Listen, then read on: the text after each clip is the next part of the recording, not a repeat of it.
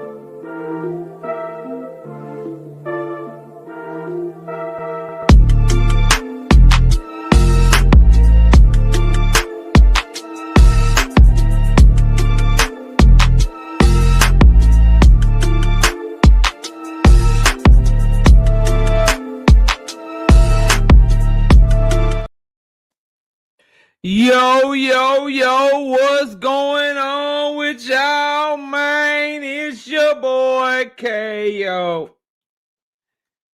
It's your boy Knockout. KO86, Knockout Boxing. Whatever you want to call me, I'm here, I'm live, we back, and welcome to a special episode. Today we gonna do things a little bit different. And I hope that y'all enjoy it if we get to the smoke. If we don't, then we got a great show planned for y'all anyway. But I think this will be the show that hopefully we get some people to pull up. So please run the likes up. Get the algorithm going if you could. Hit that like button. Subscribe to the channel if you're new here. Join the channel as a member. Drop super chats and super thanks when you come by here, man. Please hit that super chat button.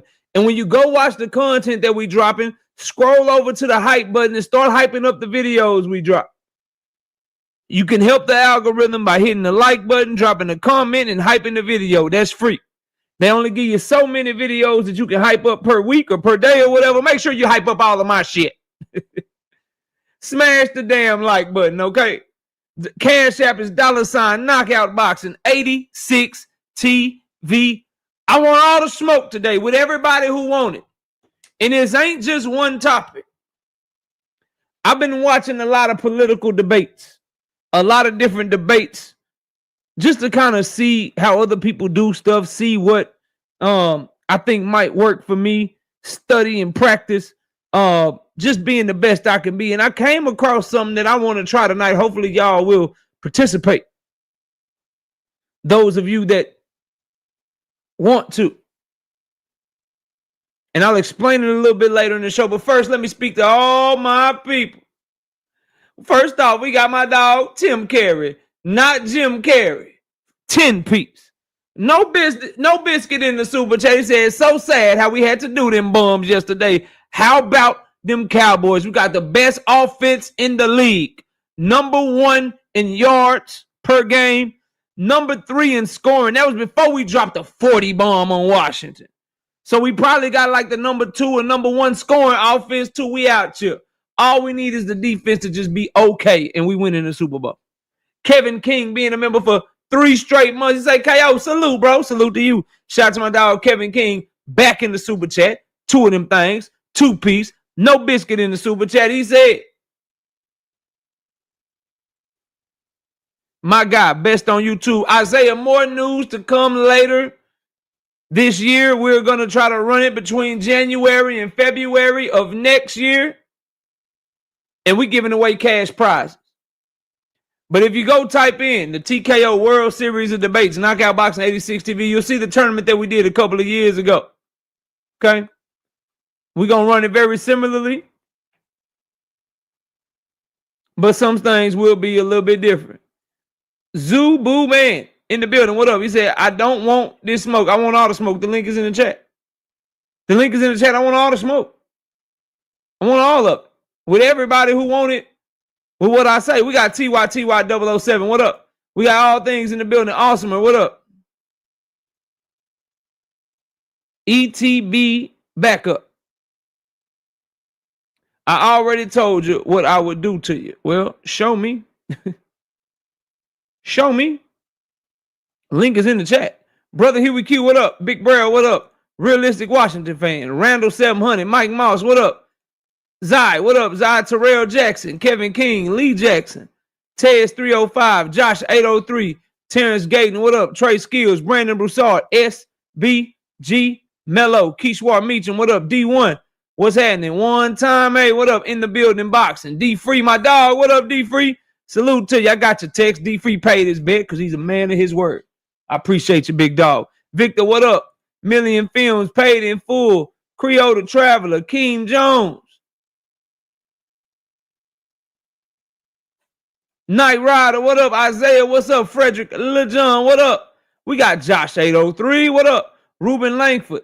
Cam J in the building, what up, Cam? Emmanuel Pettigrew. John Week, what up? H-Town. Rodzilla, what up? H-Town in this thing. We got Ruben Langford just doing the building. What up, Just? Y'all go subscribe to my dog, Just Do. Y'all go subscribe to my dog, Cam J. Network. What up? Dundrick, what up, Dundrick? Say, I'm about to hit the link. Well, if you hear one of these prompts that prompts you to hit the link, then hit the link. Don't talk about it, be about it. Don't talk about it, be about it. Yeah, I saw that, bro. It ain't got nothing to do with the sport of boxing, so I don't know really. Ain't nothing I can really do with that. You know what I mean? Nothing your boy can really do with that, man. Nothing that your boy can do with that. All right, man, we got 82 people in the building. When we get to 100 likes, we gonna get to it. Man says, KO, what we cooking tonight? Man, look.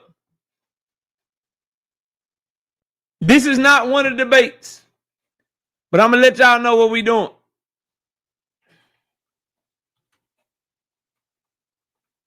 I'm gonna let y'all know what we doing so we can get to it when it's time to get to it. So let me give y'all an example. This is not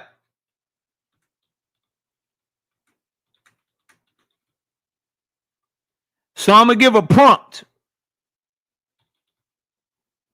And we're gonna debate the prompt. Right?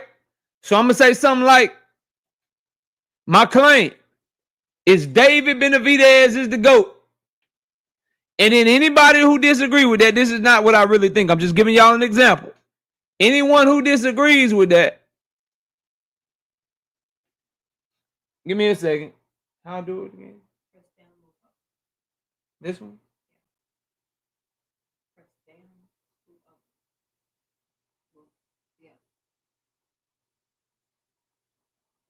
There you go. All right. So anyone who disagrees with the prompt, that's your cue to hit the link and debate. Each prompt, when we get a debater, I got 20 minutes. We can go for 20 minutes straight, or if somebody comes behind you, I'm going to the next person. So I will give you the prompt, give you my claim. This is not one of my real claims, by the way. Jay Will, what up? I will say David Benavidez is the GOAT. Anybody that disagree that won't smoke on that topic, you hit the link and we get it cracking.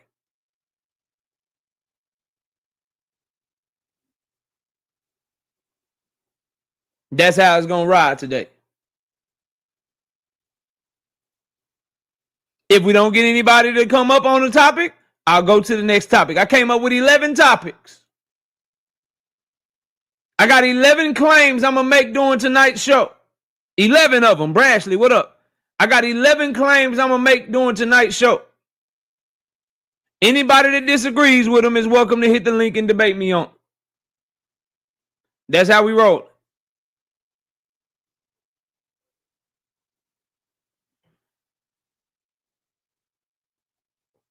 Run them likes up. Shout out to my dog, All Things, being a member for 17 months. I bet you can't make it to 2 years. I bet you can't make it for 2 years. I bet you can't do another 7 months.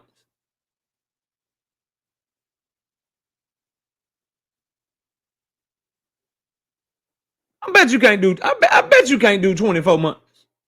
Bet you can't get to 2 years, dog. I bet you can't. Frederick Little John says, finally able to catch you live rest of the week. I be having to catch the playback. I appreciate it, dog. D Willie, what up, D Willie? Raw Garcia, what's happening, Raw? Salute to you, fam. So Glow with the One Piece. One Piece shouted, no biscuit in the super chat. He said, absolutely nothing, because I don't think YouTube will let you comment if you only give $1. I don't think they'll let you comment if you only give $1. They like, nah, you don't get no characters, nigga. Nah, I'm not sure. I'm not sure. I'm being the butthole. Junior Francois. What up, bro? All Things, 2 piece. No biscuit in the super chat, he said.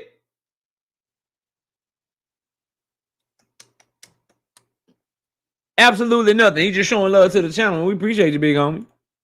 We appreciate you now. We got 81 people in the building early. I'm trying to get the likes to 100. So once we get the likes to 100, I'm going to get going. So I need y'all to hit the like button, share the video, drop a comment. You know, I know all 81 of y'all ain't dropped a comment yet. Don't sneak watch my shit. Drop a comment. Unless you driving, unless you busy, drop a comment and let me know you here. In the meantime, can we do a warm-up topic? Y'all want a warm-up topic? Y'all want to do a warm-up topic real quick? Can I warm up for y'all? Y'all want me to warm up?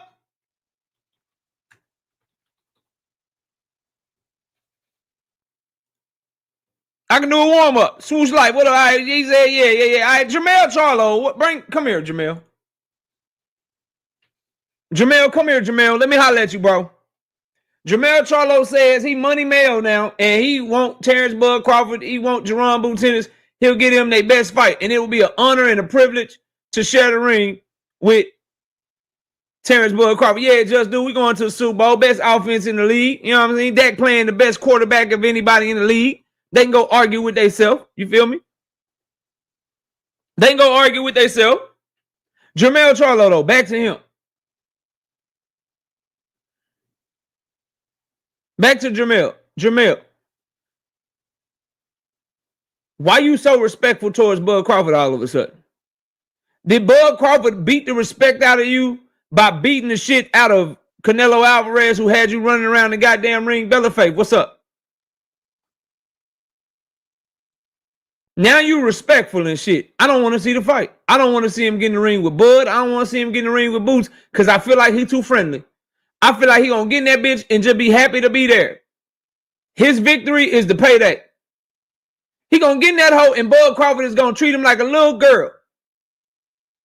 Hell no, Jamel. Man, it'd be an honor and a privilege to share the ring. Man, you told him, nigga, 154, my weight class. Nigga, I knock him the fuck. What happened to that? Boots run around this bitch calling you, what's the name? Called your ass a baby cub. You don't let Canelo turn you, bro. Canelo done turned you from a lion to a pussy cat. To a black cat.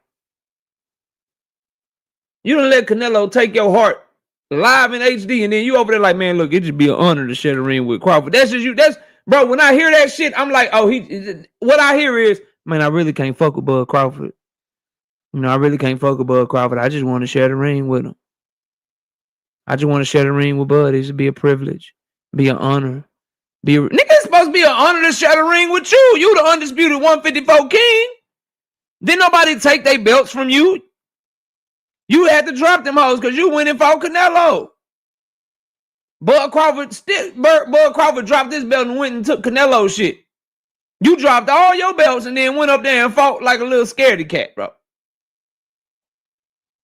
You done turned from a lion to a scaredy cat. Now it's an honor and a privilege to share the ring with Terrence Bud Crawford, the great Terrence Bud Crawford. Ronnie, what's up, Ronnie Bravo? I see you.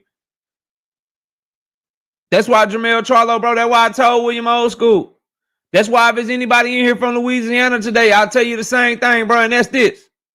Jermell Charlo was born in Louisiana, bro.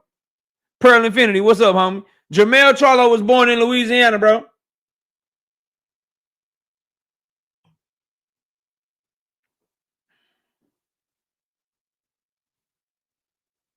He was born in Louisiana, bro. He ain't from Texas. Anybody from Louisiana, that's where Jermell Charlo was born. I'm telling you, that's what it is. He was born in a hospital in Louisiana. We'll keep Earl. Earl lost, but Earl's still a dog. Earl fight like a dog and shit. Earl never gave up. The ref had to stop him. He was ready to take that ass whooping all the way to the 12th round if it lasted that long. He was ready to get knocked down about 11 more times. Nigga kept fighting.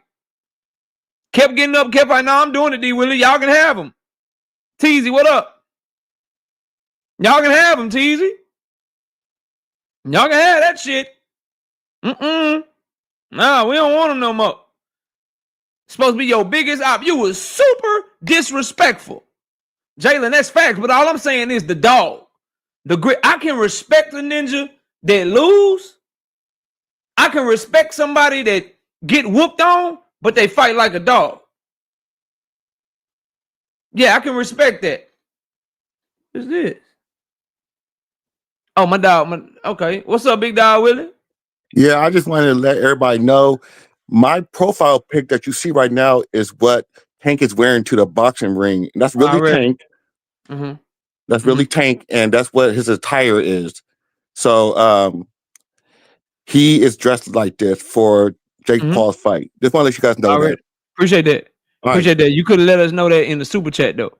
No, I super chatted again. yeah, do that. Do that with your crazy ass. Shout out Big Dog Willie, man. What'd you say? So you respect Haney. I respect how he fought against Ryan Garcia, yes. Devin Haney fought like a dog against Ryan Garcia. I don't respect how he fought against Jose Ramirez, and I don't respect how he fought. I don't respect him suing Ryan Garcia. But getting up over and over again while he was getting beat on, yeah, he fought like a dog. You go look at my after fight commentary. I said the same thing. Yeah, I respect that shit. I don't respect how he fought Jose Ramirez though, and I don't respect him suing Ryan Garcia. 100%. Rich, what's up? Man, I can't, I can't post comments, but I just want to let you know, man, a lot of these guys in your chat was defending Jermell Charlo on 2 Cents panel and all these other panels and shit like that. I agree with you 100%, man. Mm-hmm. Yeah, already. I don't know what, bro. Send me another email. I swear to God, every time I put that shit in, I can't find you. Or if you want to, I don't want to take up too much of your time, bro. If you want to create another account and just say, hey, KO, it's me, Rich, I'll make sure I mod up that account, bro. But I don't know what's happening because that one you give me, every time I put it in to try to give you a wrench, it pulls up as nothing, bro. Pulls up as nothing. So just let me know, bro. Just shoot me an email. I'll do whatever I can to fix it. But I appreciate you as always, Rich. All right. Y'all don't be in. Don't be in here being. Don't be scared of KO. Don't be scared of KO. Jermell Charlo out this bitch being too respectful. Bubs Boxing, what's up? He out there bitch being too respectful, bro. Way too damn respectful. I'm not messing with it. Tiffany, 50 of them things. 50 bomb. Bow. Bow. Bow. Bow. 50 piece. No biscuit in the super chat. Tiffany said, salute. Do you think Charlo went to therapy or anger management during his time out of the ring? I don't know. So my answer to that question is I don't know. I don't know what he do inside or outside the ring, Tiffany. So I don't know. And if so, could that be contributing to his demeanor lately? No, I think what's contributing to his demeanor is that money he got from fighting Canelo. He lost his hunger. Because you got to understand, with Jermell, we dealing with a fighter. He didn't have no major injury. He didn't allow himself to get majorly injured. He didn't have no major injury against Canelo. He didn't get hurt. You know what I'm saying? He didn't take a brutal beating like Earl. You halfway understand the car wreck, the torn retina, the eye surgery, the other car wreck, the ass whooping Bud Crawford put on him and shit.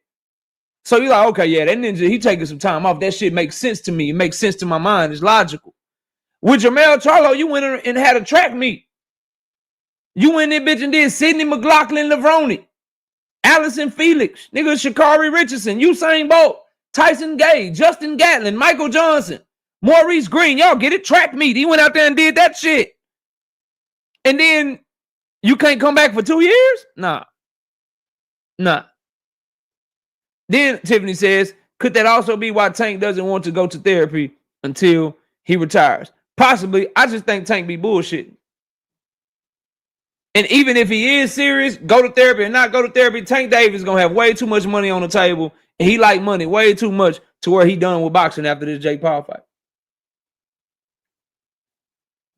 Way too many M's on the table for him. So I don't believe none of that shit. The same person that told you I'm done with the sport, I'm retiring and shit, also told you I could possibly fall back in love with the sport. Same nigga that told you, man, y'all can have my number one spot, went on to defend his number one spot 30 seconds later when somebody said you was never number one and he got into an argument with them for hours on the internet. Like, nah. That boy hot and cold. So, nah, I don't think he gonna retire. That could be why he don't want to go to therapy. But anybody with therapy just makes you more of who you are. If it's done right and you got a good therapist, it makes you the good qualities in you shine through more. So therapy can actually make you more of, like, if you're a hustler, right? And you, like, for me, I'm a hustler. I'm a family man. I'm so many things that are good, right? If I go to therapy, that's gonna, if done right, that's gonna accentuate the things I do good and get rid of the demons and the bad things that I do have. So if you're in Tank Davis's position and you go to therapy, dealing with some trauma, dealing with some of that shit, that's gonna make you more of a dog, make you more of a bet. Like, therapy, if done right, ain't no bad shit. If you got the right therapist and a good therapist, and with his money, he can afford a good one. So I don't think therapy is gonna do nothing but help his career if he decides to go through it during his career. If he decides to go through it after his career to help him, it'll only make him a better father, a better fighter, a better man. And so yeah, that's my thoughts on it, Tiffany. I appreciate the 50 piece though. Shout out to my dog, Big Dog Willie with the 2 piece in super chat. Tank's boxing the time for the Jake Paul fight. Just look at my avatar. Salute, homie. Marquis, what's good with you? What's good with you, Marquis? Salute.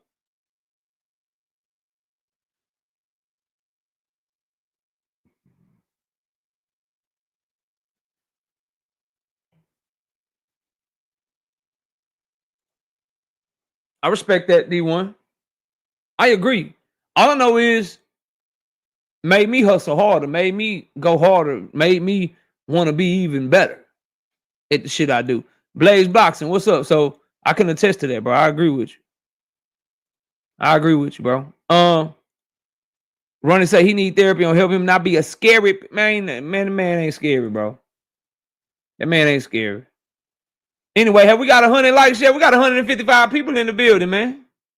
Jalen says, Tank getting his nails done is his therapy.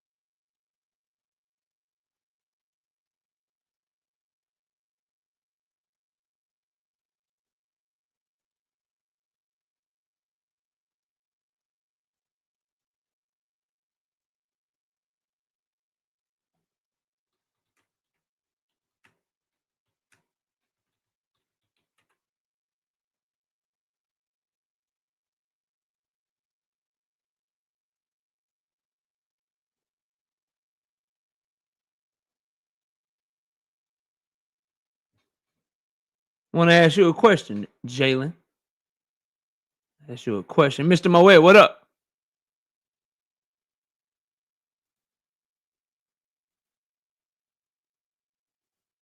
What's this shit?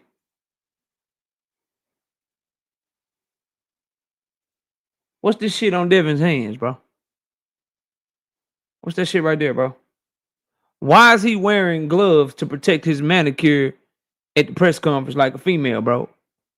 He borrowed his baby mama gloves to match his jacket at the press conference with Ryan Garcia, bro.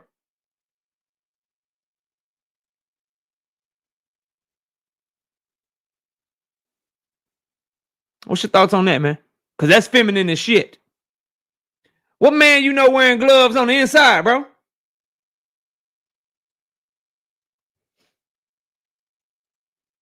Help me out now. What grown ass man wearing gloves on his hands on the inside, bro? You know what I want to ask you? No, Keishwar is in the building. She's a lady. Keishwar, man wearing tight fitting gloves on the inside. Thoughts? Thoughts? Thoughts, anyone? Why does the Undertaker wear gloves? Because he's a character. Are you calling Devin Haney a character? Are you calling Devin Haney fake? Because the Undertaker is a fake character. You thought that was a comeback, but it really wasn't. Anyway, back to Jermell Charlo. back to Jermell Charlo. Listen.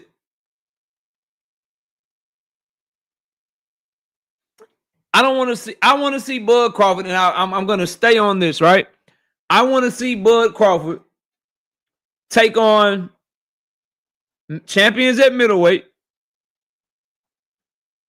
And I want to see Jerome Boots Ennis fight Sebastian Fundora, Virgil Ortiz Jr., Bakram Murtazaliev, Xander Zayas. Right? Brian Norman Jr. if he beats Devin Haney and moves up. Jermell Charlo, you come back, bro, fight Earl Spence. You come back, keep Thurman's right there after Sebastian Fundora whoop his ass. I don't want to see Jermell get in the ring with Bud Crawford or any hungry champion under the age of 34, 35 years old. Jermell Charlo's cooked, bro. He's cooked. Bumpy Thompson, what's up, OG? He's cooked. Big Dre, what's up, homie? He's cooked out here. You all of a sudden showing all this respect for a man that you were so disrespectful to. And that's the thing. It ain't like it's reciprocal. 2 Cents Boxing, what's up? Y'all go subscribe to 2 Cents as well. Trap Band, what up? Go subscribe to D1 if I didn't say it already. Him and the Angry White Man podcast. Him and William Old School. Listen, bro.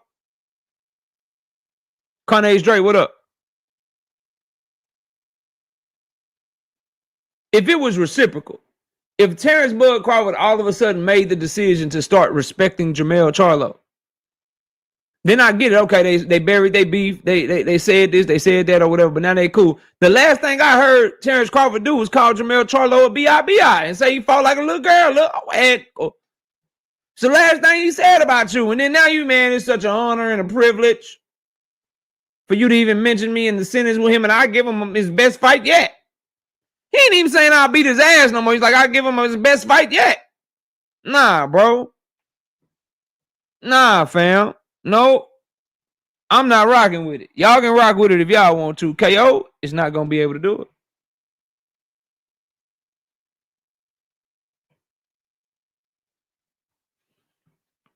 Facts, Raw. You better get on that Jesus diet. Red wine and water.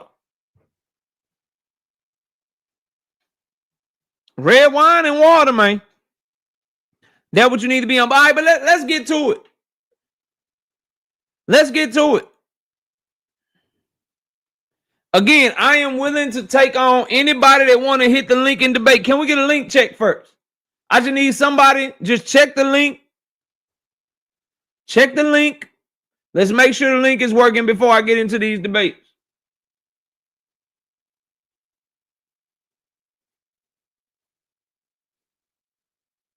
I just want to make sure the link is working. Can we get a link check going? William Old School, what up?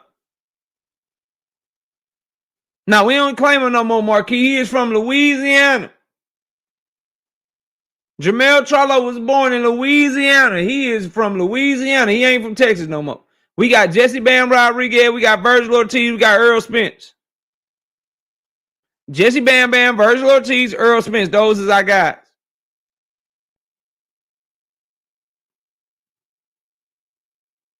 Dak Prescott is our guy right now, but he get to playing like trash again. His ass gonna be from Louisiana too.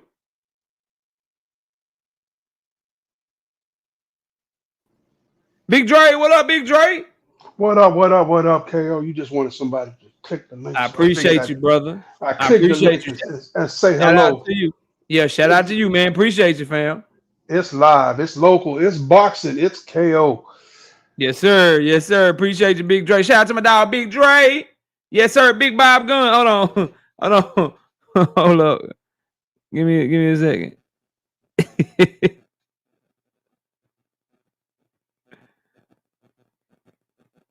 Oh, Lord.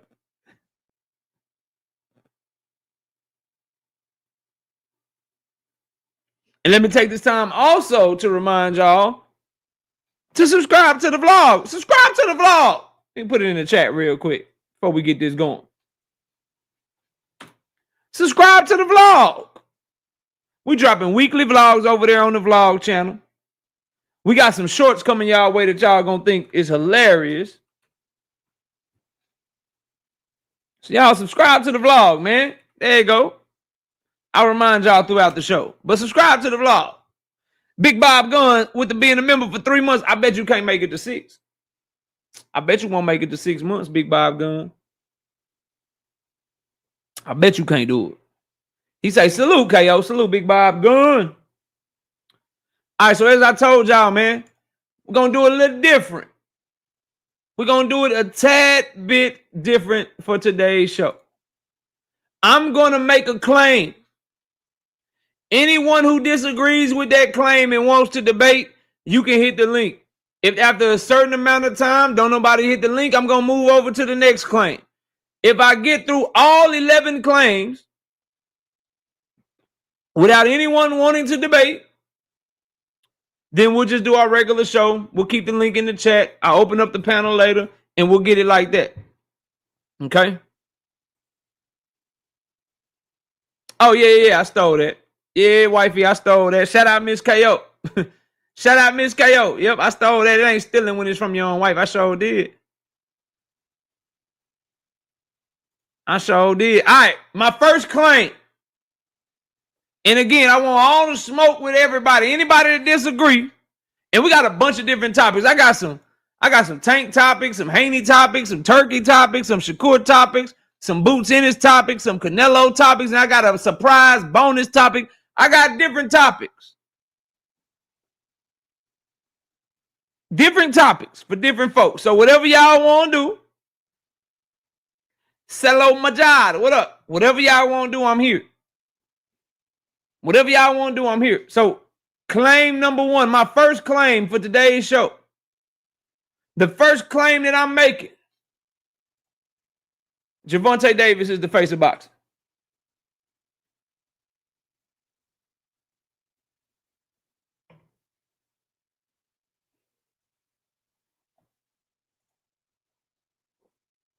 Trey W234, what up? Pugilistic Shiznick, what up? That's my first claim. Some people like to try to say Bud Crawford is. Some people argue Canelo Alvarez. Some people try to argue Devin Haney. Some people argue Jake Paul. Even. My first claim is Gervonta Davis is the face of boxing. Who wants smoke?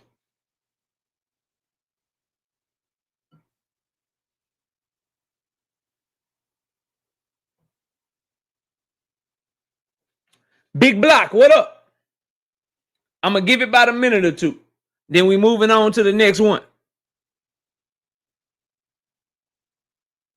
I'm going to give it about a minute or two. Then we're moving on to the next one. HB, the voice of reason, what up?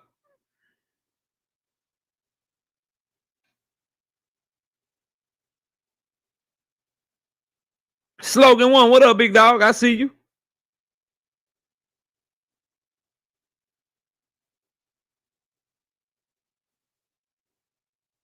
Nah, Buzz, y'all don't get to see me drunk all the time, man. We got some fun ones tomorrow, though. We got some fun ones that's going to be dropping the next couple of days, and the vlog will drop this weekend. Hector Solus, what up?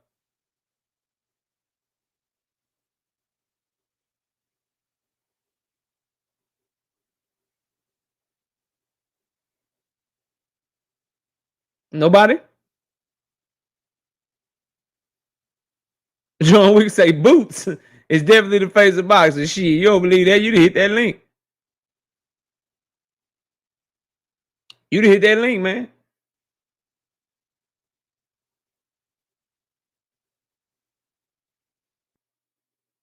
Shout out to Brad. She say, y'all, they vlog channel is fire. Go subscribe. Appreciate that.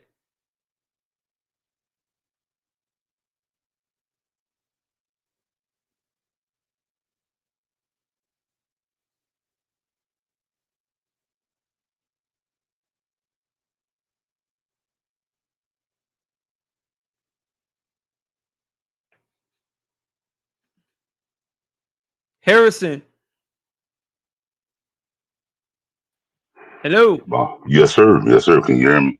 I can hear you loud and clear. Yes, sir. Yes, sir. You saw my argument there in the chat. And I think that the face of boxing is pay-per-view. Now, who is in control of that, or who is on top of those numbers? You could make an argument that they are conceivably the face of boxing. I would hate to make that argument because who's running those numbers right now? It seems like it's Jake Paul. But to me, pay-per-view is the face of boxing. And I say that because boxing was you're a historian way more than me. You correct me if I'm wrong. When boxing was on network television, when it was on CBS, and it was Muhammad Ali and them on CBS, boxing was the number one sport in the nation, if I recall correctly. It was either number one or it was very close to being the number one. It wasn't the NFL, it wasn't baseball, it was boxing. And when they took it off of that network TV, took that fight sport away from the people who want to see it, it all of a sudden became where pay-per-view became the face of boxing. And it's only those people who love the sport enough who are willing to either pay for it or steal it, who are watching it, rather than this blood sport that everybody loves. Think about it. The president is getting ready to have a fight at the White House. Now it's UFC, but people love this blood sport. They've loved it back since the slavery days. They put their slaves up against each other in their living rooms. They love this fight stuff. Now, we took it off of free TV. I'm sorry. I'm done, sir. And we took it off. And when they took it off of free TV is when it lost its dominance, and when, to me, it was HBO and Showtime that took it first, and you had to pay for an HBO and Showtime subscription to be able to keep up with it, or you had to have that box. You know what I mean? To get HBO and Showtime for free. And then when they went from that, they went to pay-per-view, and then now it's just pay-per-view. Okay, are you done?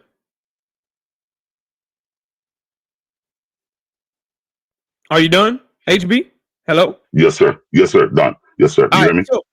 So my claim was Gervonta Tank Davis is the face of boxing. That's the claim that I'm making. Your argument was Tank Davis is not the face of boxing. That pay-per-view is the face of boxing, and then you gave a bunch of reasons, some of which were coherent in my opinion, some of which I couldn't really follow. You know how you were tying into your overall claim. Here's what my response would be to you though. Pay-per-view cannot be the face of boxing because pay-per-view don't have a face. Pay-per-view is not a person.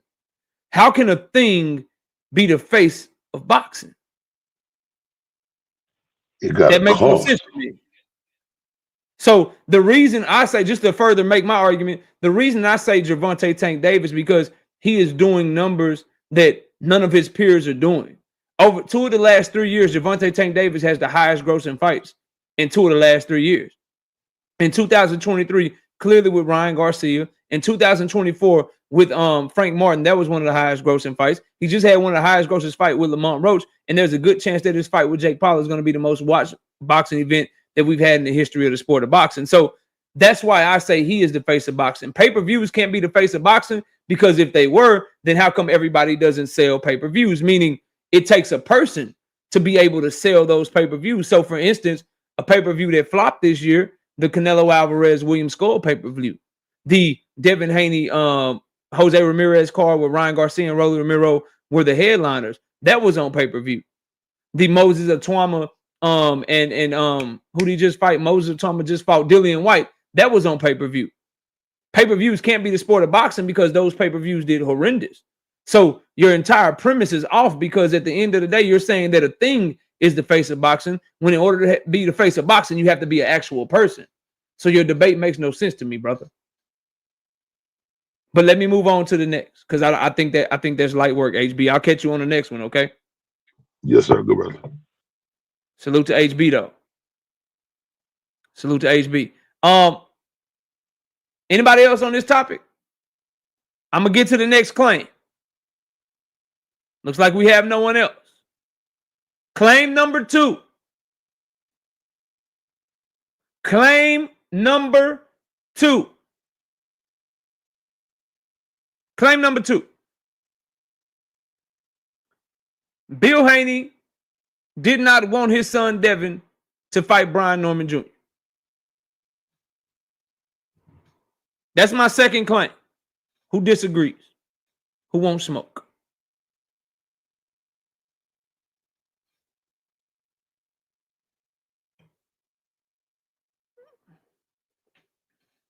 Told y'all we got a lot of different topics. I'm here all night long.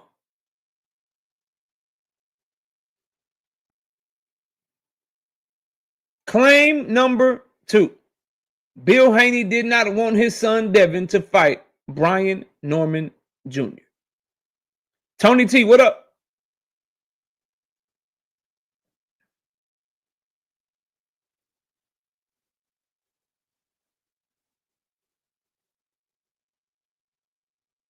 Rick Timms, what's good, OG Rick?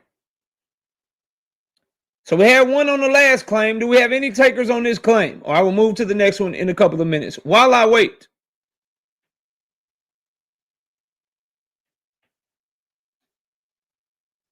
Ruben Langford, what up? A. Sostain, what up?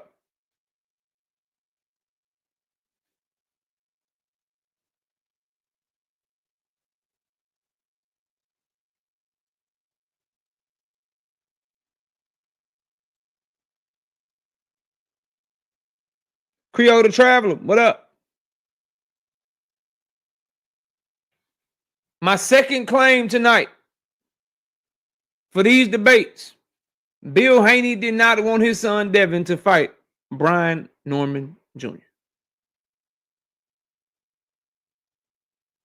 I'm trying hard.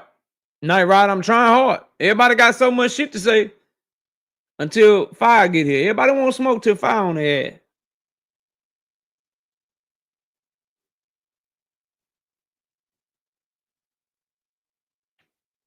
All right, well, we'll keep it going. Claim number 3.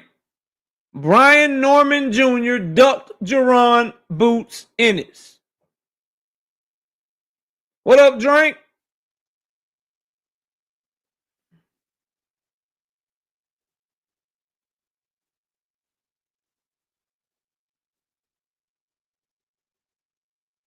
Brian Norman Jr. ducked Jerron Boots Ennis.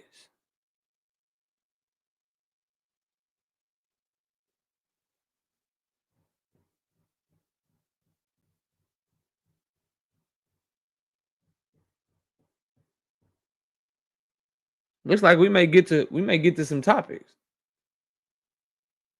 He say I was watching them dumb ass, but y'all been having a good season though. Baker Mayfield been playing above expectations, bro. Y'all been having a good season though. Vernell, don't type it to me in the chat. The link is in the chat for you to debate me. Dragon's Assassin, what's happening, homie? Big Braille says true. All right. So nobody, If anybody comes in or you just scared right now and you want me to bring these prompts back, I will bring them back. Claim number 4. Turkey is bad for American boxing. Uh-oh. Frequent, what is happening? You can hear me? I can hear you loud and clear. What are you here to talk about? Yeah, I just got a new phone, so I had it took me it was an ordeal getting up here, but I was trying to get up here for the first topic you was talking about. What's your criteria on Which Gervonta topic? Tank Davis? So claim Davis number being the 1. face of claim number I'll 1. backtrack for you. Tank being the face of boxing. Like, what's your criteria for that? The numbers that he does and the engagement that he gets. And he's the most engaging and polarizing fighter that we have in the sport of boxing today. That is what I base that off of. Those 3 things. Well, I don't think that's true though, because we got Jake Paul in the game. So you telling me Tank numbers is higher than Jake Paul? In Jake Jake last Paul fight, must be the face of boxing. in Jake Paul's last fight with Julio Cesar Chavez Jr., the numbers were so bad the zone wouldn't even release them. But Jake Paul got 17 million subscribers though. His YouTube subscriptions is not what we're talking about. There are plenty of fighters that have more YouTube subscriptions than Gervonta Tank Davis. One that I will name, or not YouTube, social media following. For instance, let's go to Instagram, which is another form of social media. Canelo Alvarez has about 20 million followers on Instagram, which is about 18 million, I believe. Tank Davis has 8 million. Yet and still, when Canelo Alvarez fought William Skull this year, his pay-per-view numbers and his live gate numbers paled in comparison to Gervonta Tank Davis's live gate and pay-per-view numbers just 2 months prior, when he outdid Canelo in pay-per-view numbers against Lamont Roach, and their live gate was a bigger live gate than Canelo versus Skull. So that is a fact that your Instagram followers or your YouTube followers, that is not what gets you to face a boxing, because that is not what we are looking at. We're looking at the number of people that you get to watch you fight, more specifically, the number of people that you get to buy your fight, whether it be digitally or whether it be at the live gate. Well, when you say the face of boxing, I look at it a different way. I look at it like you're talking about a face that more people recognize, and that person is a boxer. So, with Jake Paul and his attracting power, as far as attracting people to boxing. So look at Jake Paul, man. Jake Paul, he can get a Netflix deal all by himself, bro. Tank can't do that, bro. Tank can't afford that. If he could have gotten a Jake Netflix Paul can deal, fight anybody. if He could can have pick. gotten a Netflix deal all by himself, he wouldn't need Tank Davis in order to get the fight that he has. He could have fought anyone, but he had to have a big name, or Netflix was not going to buy that fight. Number 1. Number 2, let's go back to your definition, because you tried to change the long-standing definition of face of boxing just to fit what you're trying to tell me up here. You said that it is about how many people know you, how many people recognize you when they say you're the face of boxing or whatever. No, throughout the history of our sport that we both love, the face of boxing has always been the person that is doing the most numbers, that is drawing the most fan attraction. Obviously, in the 2000s, early 2000s, that was Oscar De La Hoya. In the 2010s, that was Floyd Mayweather. In the 90s, a lot of that was Mike Tyson. In the 80s, a lot of that was Ray Leonard. So we can't change the definition, frequent, just because you wanted to fit what you're trying to say. The definition is always going to be the person that is the most polarizing, that is doing the best numbers consistently on a consistent basis. But I don't think that's true though. It's not edged in stone. It's all subjective. That's your definition. It hasn't been subjective you for the last say, 4 decades. How? Ray Leonard was not the face of boxing for anything other than he was the person that did the best numbers in the 80s. So he became the face of boxing. Mike Tyson was the face of boxing because of the numbers that he did on pay-per-view and being so you saying the most popular fighter is the face of boxing, right? That is what it is. Yes, that is what it has always been. So you're telling me that Tank Davis is more popular than Jake Paul, which he's not. This year in 2025, Tank Davis did a pay-per-view and a live gate that beats what Jake Paul did in 2025. With Mike Tyson? No, Mike Tyson fight was in 2024. Oh, well, Jake Paul ain't fight again. Two of the last 3 years, Tank Davis has had the best numbers over Jake Paul. So if I'm beating you 2 out of the last 3 years, I beat you in 2023. I'm beating you so far in 2025. Wait, when you say he beating him, you talking about the live gate only? I'm not done. And in 2025, your biggest fight, those are going to be my numbers too, if I'm Gervonta Davis. So we already had a fight outside of each other in 2025. I bested you. My numbers are better than yours. Now, when you say his numbers are better, you talking about the live gate though? I'm gonna pass it back to you. I'm not done yet. Now in 2025, you're about to do huge numbers. You're about to do big numbers, but they're gonna be with me. So either way, he already kicked Jake Paul's ass this year because he outdid him when he fought Roach and Jake Paul fought Julio Cesar Chavez Jr. He already outdid him. And now when they're about to do these crazy numbers, they're doing the numbers together. So there's nothing Jake Paul can do in 2025 to surpass Tank Davis. I got somebody behind you. Nice try, though. Nice try, though. I got somebody behind you, though. We got my dog Drink More Water. 5 people. No biscuit in the super chat. He says, why wasn't Jake versus Julio Cesar Chavez Jr. on Netflix? Explain that if he carrying Netflix cards on his own. Clueless, hardcore boxing fans. I think I did a good job of getting that across. Shout out to my dog Drink, though. Vernell. What's up, Big Dog? What's up, AKO? Hey, look, you my favorite channel, but look, this one I want to break down to you, yo. And I what are we discussing? What claim are we discussing? We're discussing. All right, man, you discussing the Brian Norman on that Brian Norman duck boots. This one I'm trying to explain to everybody. All right, go ahead. So hold on, Vernell. Let me get it out. My claim is that Brian Norman Jr. ducked Jerron Boots Ennis. You disagree with that, and that's what you would like to talk about. Yeah, just for 1 second, because look, yours. Go ahead. All right, this is what I'm trying to say, KO. I know you in your 40s. I think you like 40 or 41. I'm 42. So we combine that together, that's 84 years. What I'm trying to say to you, everywhere his father go, he's still saying the same story, the same this and same that. Not to say it like that, because I be tripping off these people. It's like, how the hell these people know the business of Brian Norman? That's his father. You see what I'm saying? Like if you listen to this man everywhere, whatever platform he go, the story is still a train. When he talks to people, he say, KO. He said, let's talk about facts and truth. When you really talk about facts, I'm 6'6", KO. If I go around telling people I'm 5'5", that's a goddamn lie. You know what I'm saying? I'm not saying it like that. That's when I'm just always want to say that. Second of all, KO, I love it when you got on all them fucking faggot. Oh, I'm sorry. Let me slow down. I love it when you got on all them damn motherfucking channels that are fake. We wanted you to do that for 10,000 years. Ooh, we loved that shit. But go ahead, Big Dad. Go ahead. All right, so I'm gonna stick to the topic of Brian Norman and Jerron Boots Ennis. You use what Brian Norman Jr. said, but you didn't use all of what he said. He did say everything he says is facts and this and that. Brian Norman Jr. and Brian Norman Sr.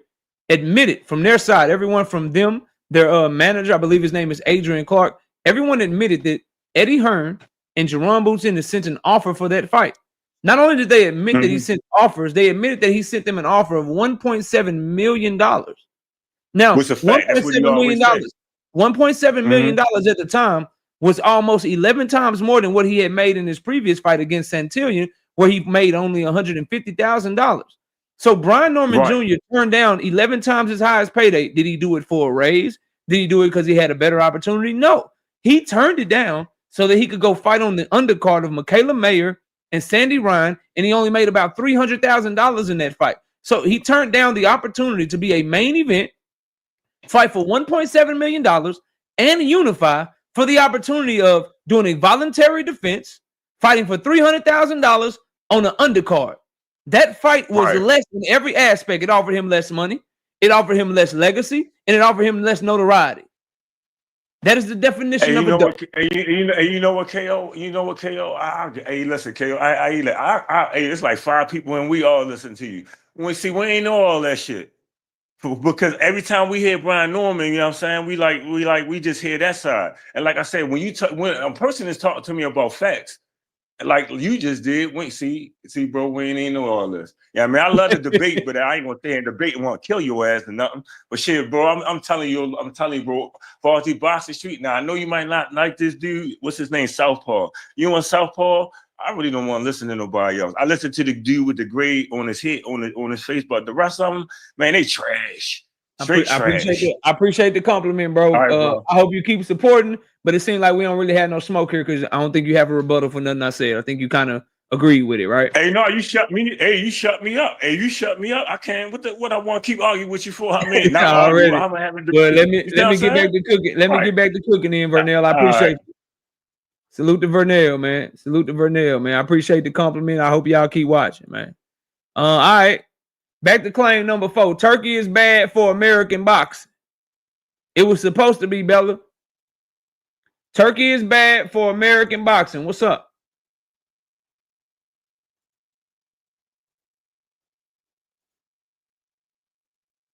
Yeah, that's facts, Ace. That's facts, Ace. All facts. Deem as well. KO, explain why he is bad. You got to hit the link for that. If you challenging, just challenge. If you challenging, just challenge. Bloodline PSAV, what up? If you challenging, just challenge, my brother.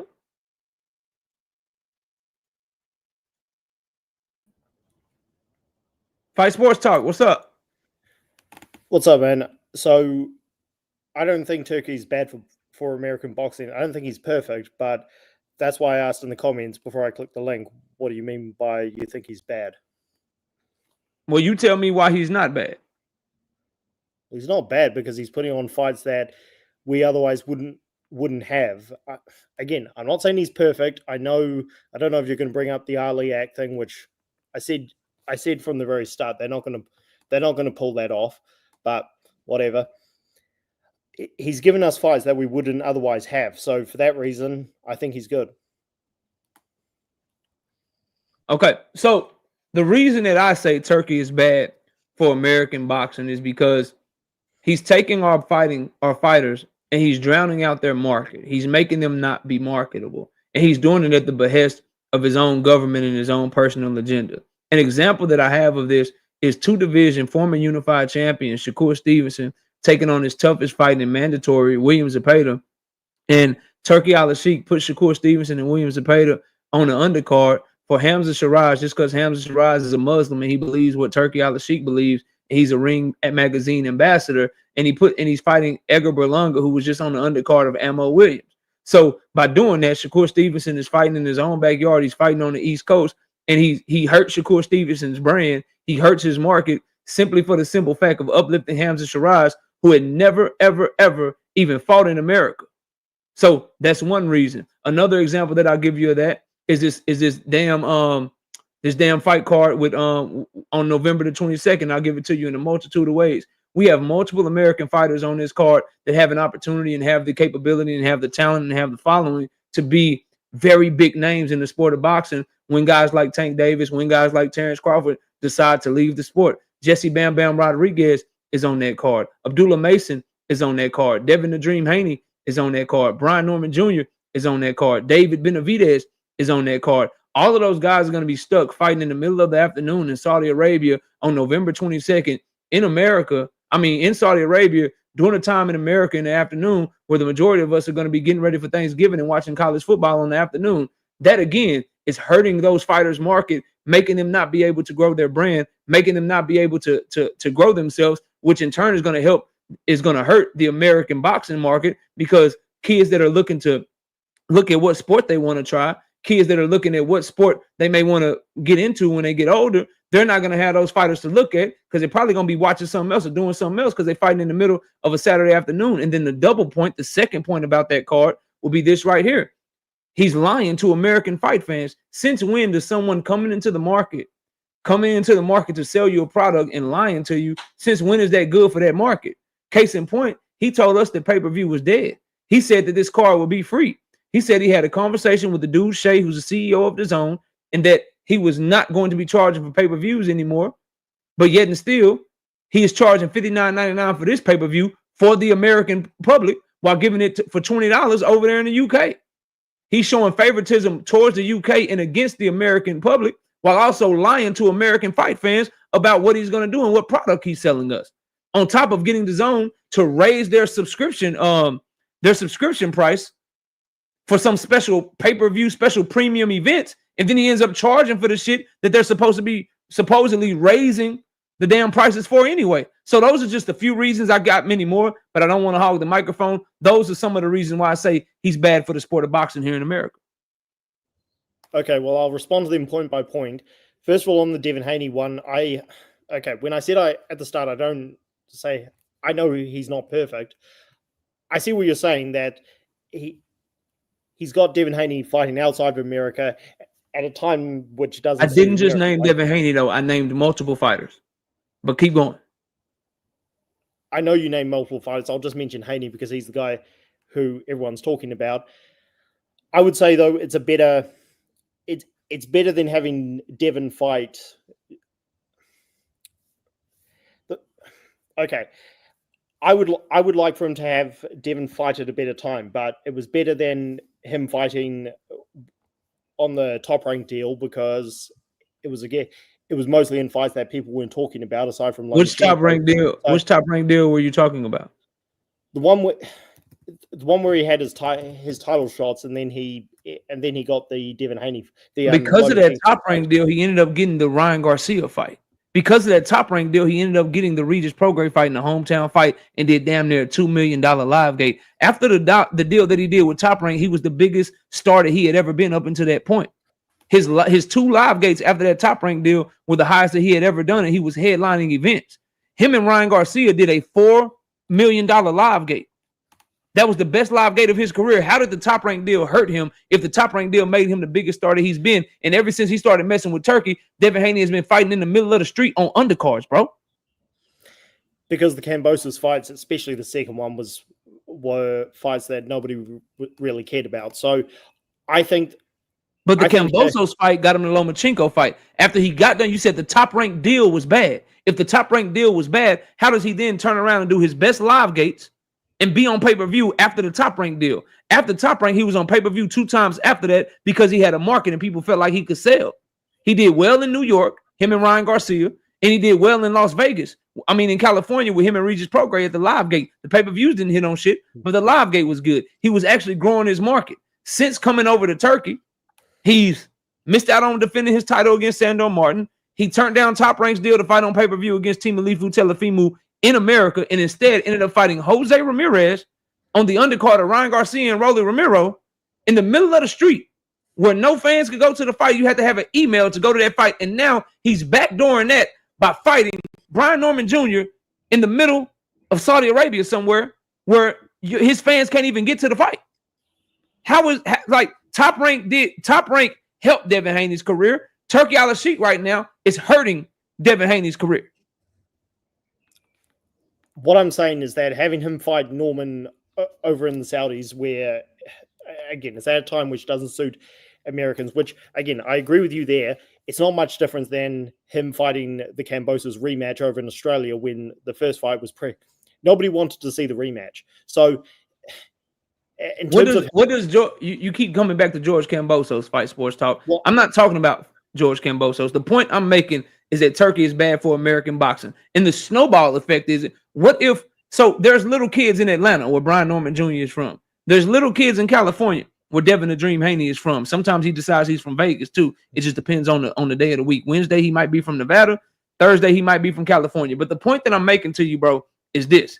If that fight, because Turkey supposedly has all this money, if that fight is in Atlanta, how many little kids, how many young fighters get to go to that fight and get motivated? And maybe we have the next superstar made. If that fight is in Vegas somewhere, how many people get to go to that fight?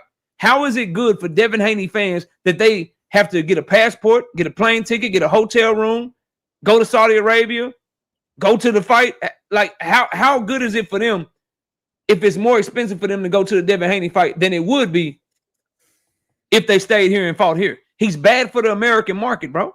It's just that simple. And then I'll add on to it because I have to say this too, right? On top of everything that I said, he's bad for the American market because he has a foreign agenda that's anti-American. I say it again because I don't want to talk too fast for the chat. He's bad for the American market in boxing because he has an agenda that is anti-American.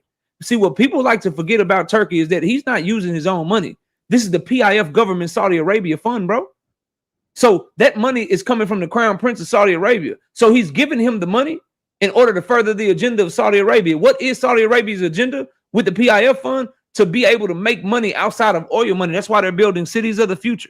That's why they're building eco plants and all kind of shit. That's why they're building shopping areas and stadiums and bidding on the FIFA World Cup to come to Saudi Arabia. The goal that Turki Al-Sheikh has in place is to replace American boxing with Saudi Arabian boxing. That's the goal, bro. On top of everything I said, and that will explain to you why he's taking our fighters. That will explain to you why he didn't want David Benavidez to fight Callum Smith in America, but you can come fight Anthony Yarde in Saudi Arabia, though. That will explain to you why he didn't make Devin Haney and Brian Norman Jr. in America, but I'll let y'all come to Saudi Arabia, though. That's why Abdullah Mason, one of our youngest and brightest stars, his first title shot is not in Ohio. It's not in New York. You can bring your ass to Saudi Arabia, though. Yeah, come on over to Saudi Arabia.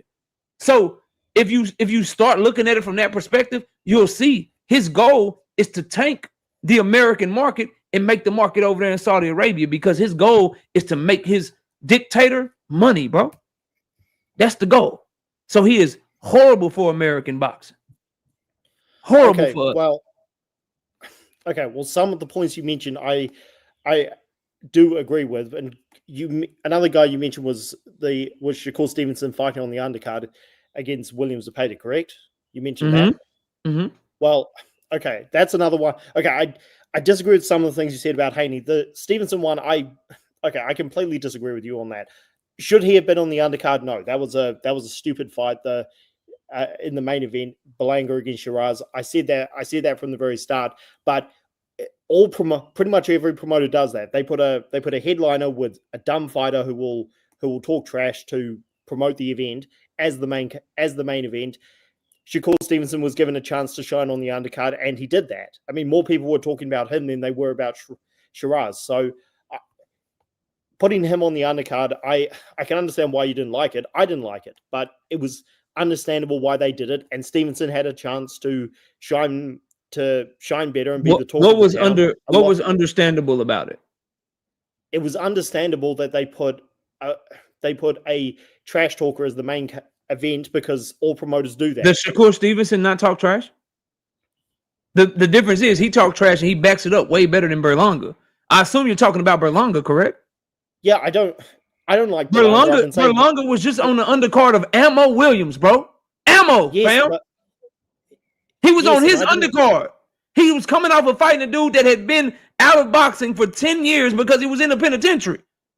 This is who we talking about, bro. Shakur Stevenson talk way more shit than Berlanga. He's way more known than Berlanga. The only reason he had for putting Berlanga on the main event and not Shakur was because Berlanga was fighting his guy. He was fighting the Muslim. He was fighting the same guy that Turki helped rob Carlos Adames.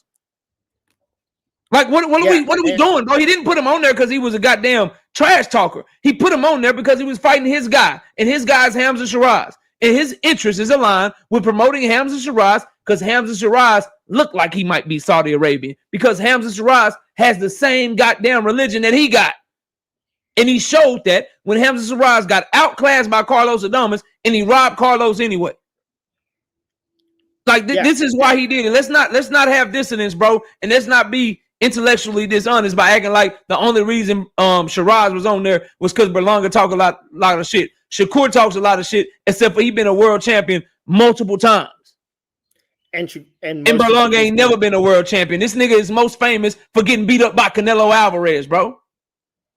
Yes, and again, I don't like that, but Shakur Stevenson's fights mostly are boring, so that's why they didn't put him as the main event.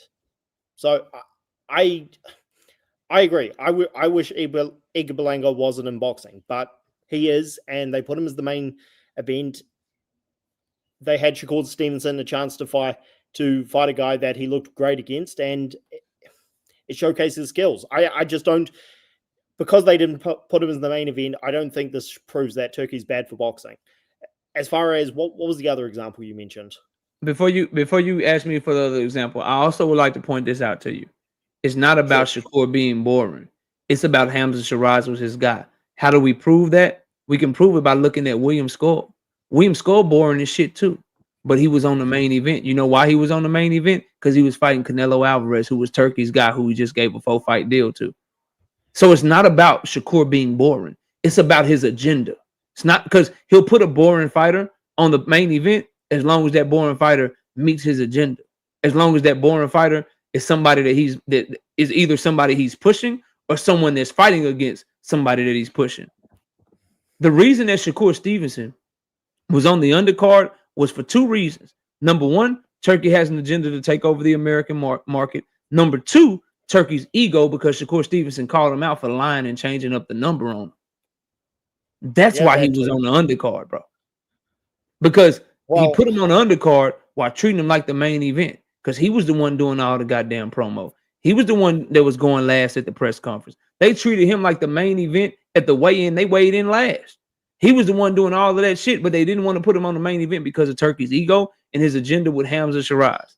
That is the only time in boxing history that I've ever seen anybody be made the main event for an American fight card in New York, and they ain't never fought in America before in their life, bro.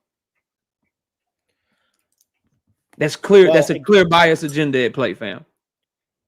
Now, what other point? What other point would you like to address? Well, I was focusing on those points. What were the other ones you mentioned? I mean, I made so many. So my overall point, Fight Sports Talk, is this: is that he's drowning out the American market by making our fighters fight in what's the best word? Unideal circumstances, whether it be putting them on undercards when they shouldn't be on undercards, or making them fight across the pond when they shouldn't be fighting across the pond. So that would be point number one. The other point is he's bad for the American market because he has an anti-American agenda, because he's backed by government-funded money. And that government-funded money is used with the idea of furthering the agenda of Saudi Arabia, not furthering the agenda of the American boxing fight fan. And he's a liar that will tell you that something is free and then charge you for it at the last minute, while charging far less money for our counterparts. Guys over in the UK pay less for the stuff that we have to pay way more money for, and we're the ones that are carrying the card. Our fighters are the ones that's carrying the card, but we got to pay more money, and UK gets it for cheaper. Those are some of the things in the overall points that I made, because I don't want to repeat them point by point again. What rebuttal do you have for any of those? Okay, well, as far as putting events on in Saudi Arabia, that's a point I agree with you on. But because he's the one putting up the money, he's the one who's gonna decide where to put the event. If you want to say they shouldn't be fighting in Saudi, they should be fighting in America, I agree with that. But okay, I'll just mention the point. I'll start off with the point that I made at the start. He's given us fights that we wouldn't otherwise have. Dave Benavidez, they've only just started working together, so we'll see what happens. But he's going to headline a card where hopefully he's got an immediate title shot if he wins. Again, I hope he will. And this is something that he probably wouldn't have got with the PBC. He was inactive with them. Deontay Wilder was inactive with the PBC, and he got a number of not just big fights, but big paydays with. How was David Benavidez inactive with the PBC? He fought twice in 2024. He fought again. He already had a fight with them this year. They had a fight that they were trying to make for him, but Turkey blocked the fight. How has he been inactive, bro? He fights 2 times a year. What are you talking about now? Well, he was inactive for a while, partly because of his own dumb decisions. But when was he inactive with the PBC though? Is what I asked. In 24, he only fought once, and the Vosdek fight was one that was pretty unnecessary. But I think David Benavidez fought. He's fighting November 25th. That's with Turkey, granted. So we won't count that. He fought David Morrell in February of 2025. He fought Alexander Vosdek in June of 2024. He fought Demetrius Andrade in November of 2023. He fought Caleb Plant in March of 2023. David Lemieux in May of 2022. Kyron Davis in November of 2021. Ronald Ellis in March of 2021. And then everything before that is the pandemic, bro. That's what? 1, 2, 3, 4, 5, 6, 7. That's 7 fights in the span of 3 or 4 years. How is that inactive, bro? He was inactive last year, and with Turkey, if this fight with Yard goes according to plan, he should have a more direct. He had an injury. He had an injury last year. He got hurt in the Vosdek fight last year, bro. That's what kept him Okay. out. Remember, he hurt Okay, his hand in the Vosley fight, bro. Yeah, okay, maybe that wasn't the best example. So It the looks only like he's going time to be more, we can go back 4 years, and the only time he hasn't fought twice in a year is because he had a hand injury when he fought in the summertime against Vosley. He had moved up to 175.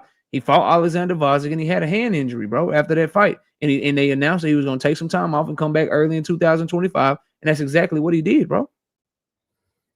okay, but he's probably going to be more active with Turki, and at least he's got a more direct title shot. With I know you're saying that Turki blocked the first fight. Well, his mandatory fight with Bivol. Well, Bivol vacated the belt, and it was his decision to do so. And Bivol's injured, so they probably weren't going to fight anyway. Wilder was more active with Turki, with having big fights and with big paydays, and he did have some pretty decent opportunities. Yes, I know they were in Saudi, but this is an example of why I still don't think Turki's bad for boxing, just because he's making them fight in, or they're choosing to go fight there in Saudi. I didn't say bad for boxing. I said bad for American boxing because American boxing, he's stifling the growth of our fighters.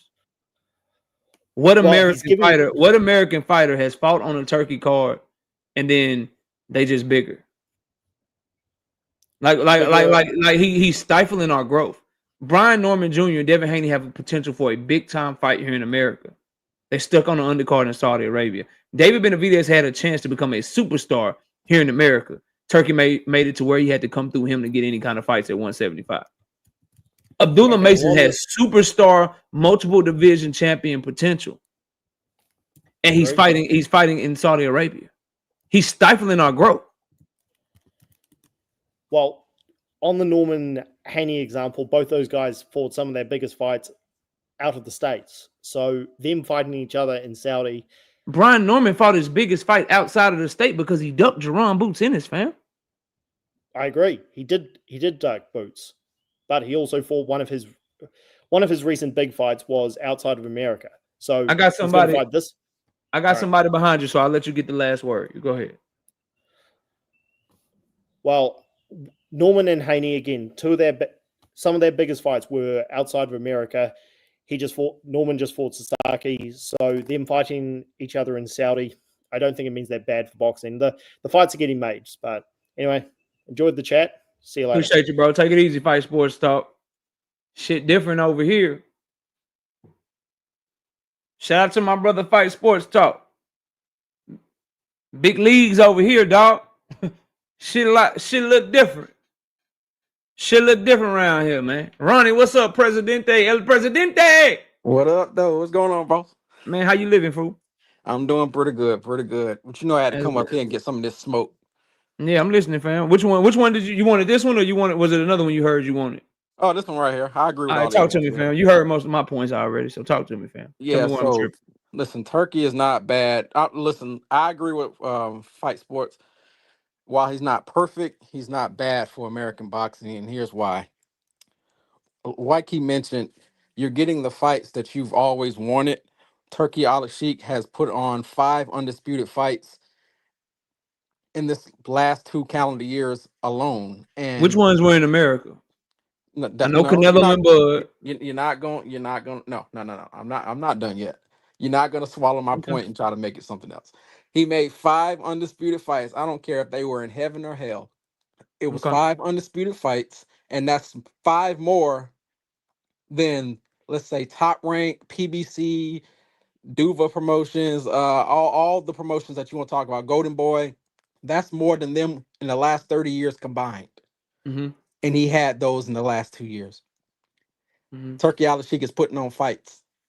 Now you can say, well, they're not in America. They're not in America. They're in Saudi Arabia. Okay. Mm-hmm. Some of the greatest fights in the history of boxing did not happen in Las Vegas, KO. So my prompt says Turkey. Just to remind you of my prompt. To remind you of my prompt real quick. Okay. My prompt says Turkey is bad for American boxing. So I'm sure one of those undisputed fights you're talking about is Alexander Usyk versus Tyson Fury, correct? Correct. Yeah, correct. How does Alexander Usyk and Tyson Fury fighting in Saudi Arabia help American boxing? I mean, they're both not from America, so what does it matter? They're not from America. Because the prompt, the claim is he is bad for American boxing. But Okay. you're giving me a bunch of points about shit that has nothing to do with America, bro. That's great. We have 2 heavyweights who aren't Americans. You want to know why we don't have an American heavyweight? Because they're all playing on the defensive line in the I NFL. agree So with you, blame and the I'm sure NFL. you've heard me say that multiple times. But my claim that I'm making is he's bad for American boxing. You're giving me a bunch of reasons of how he helped Saudi Arabia, how he helped Ukrainian boxing, how he helped UK boxing. But how does Alexander Usyk and Tyson Fury fighting in Saudi Arabia help American boxing, bro? I mean, it doesn't help. It doesn't hurt American boxing either, though. How does it hurt American boxing? That doesn't hurt. But the points that I made to fight sports that you heard, those are the points that I would make to say that he's bad for American boxing. So you can either give me points to show that he's good for American boxing, or you can refute what I said to show that those aren't bad points. But you can't bring up fucking a fight in Saudi Arabia and use it to say he's not bad for American boxing, because what the hell is going on in Saudi Arabia and what fights they have nothing to do with American boxing, unless it's the fights in Saudi Arabia that he's holding that should be in America, like Devin Haney versus Brian Norman Jr., like David Benavidez versus Anthony Yarde, like Bam Bam versus Fernando Martinez, like Abdullah Mason versus Sam Noakes. Those are the fights that I'm interested in. Yo, why the fuck does one of our guys who fights like a demon, who's the next big Mexican star after Canelo leaves, who showed that he's growing here in America, why the fuck is he fighting on a main event in Riyadh, Saudi Arabia, instead of fucking Phoenix, Arizona, where he's from, or California, which is right next to Arizona, or Las Vegas, Nevada, which is right next to Arizona? Those are the conversations that I'm having. I don't give a damn about a Ukrainian and a UK dude fighting in Saudi Arabia, because I don't give a fuck about UK boxing. Congrats. I don't give a fuck about Ukrainian boxing. I'm an American fight fan based in Dallas, Texas, bro. It behooves me to care what goes on here first. Our shit ain't right. Before I start worrying about, oh, boxing is a world sport. Oh, boxing is, I don't give a fuck about that. I care about right here. And right here, it's clear he's trying to kill our fucking sport. He didn't make Alexander Usyk and Tyson Fury fight in the middle of the goddamn street. Devin Haney, Ryan Garcia, and Team Alifu had to, though. He didn't make motherfucking Canelo Alvarez fighting the motherfucking tennis stadium.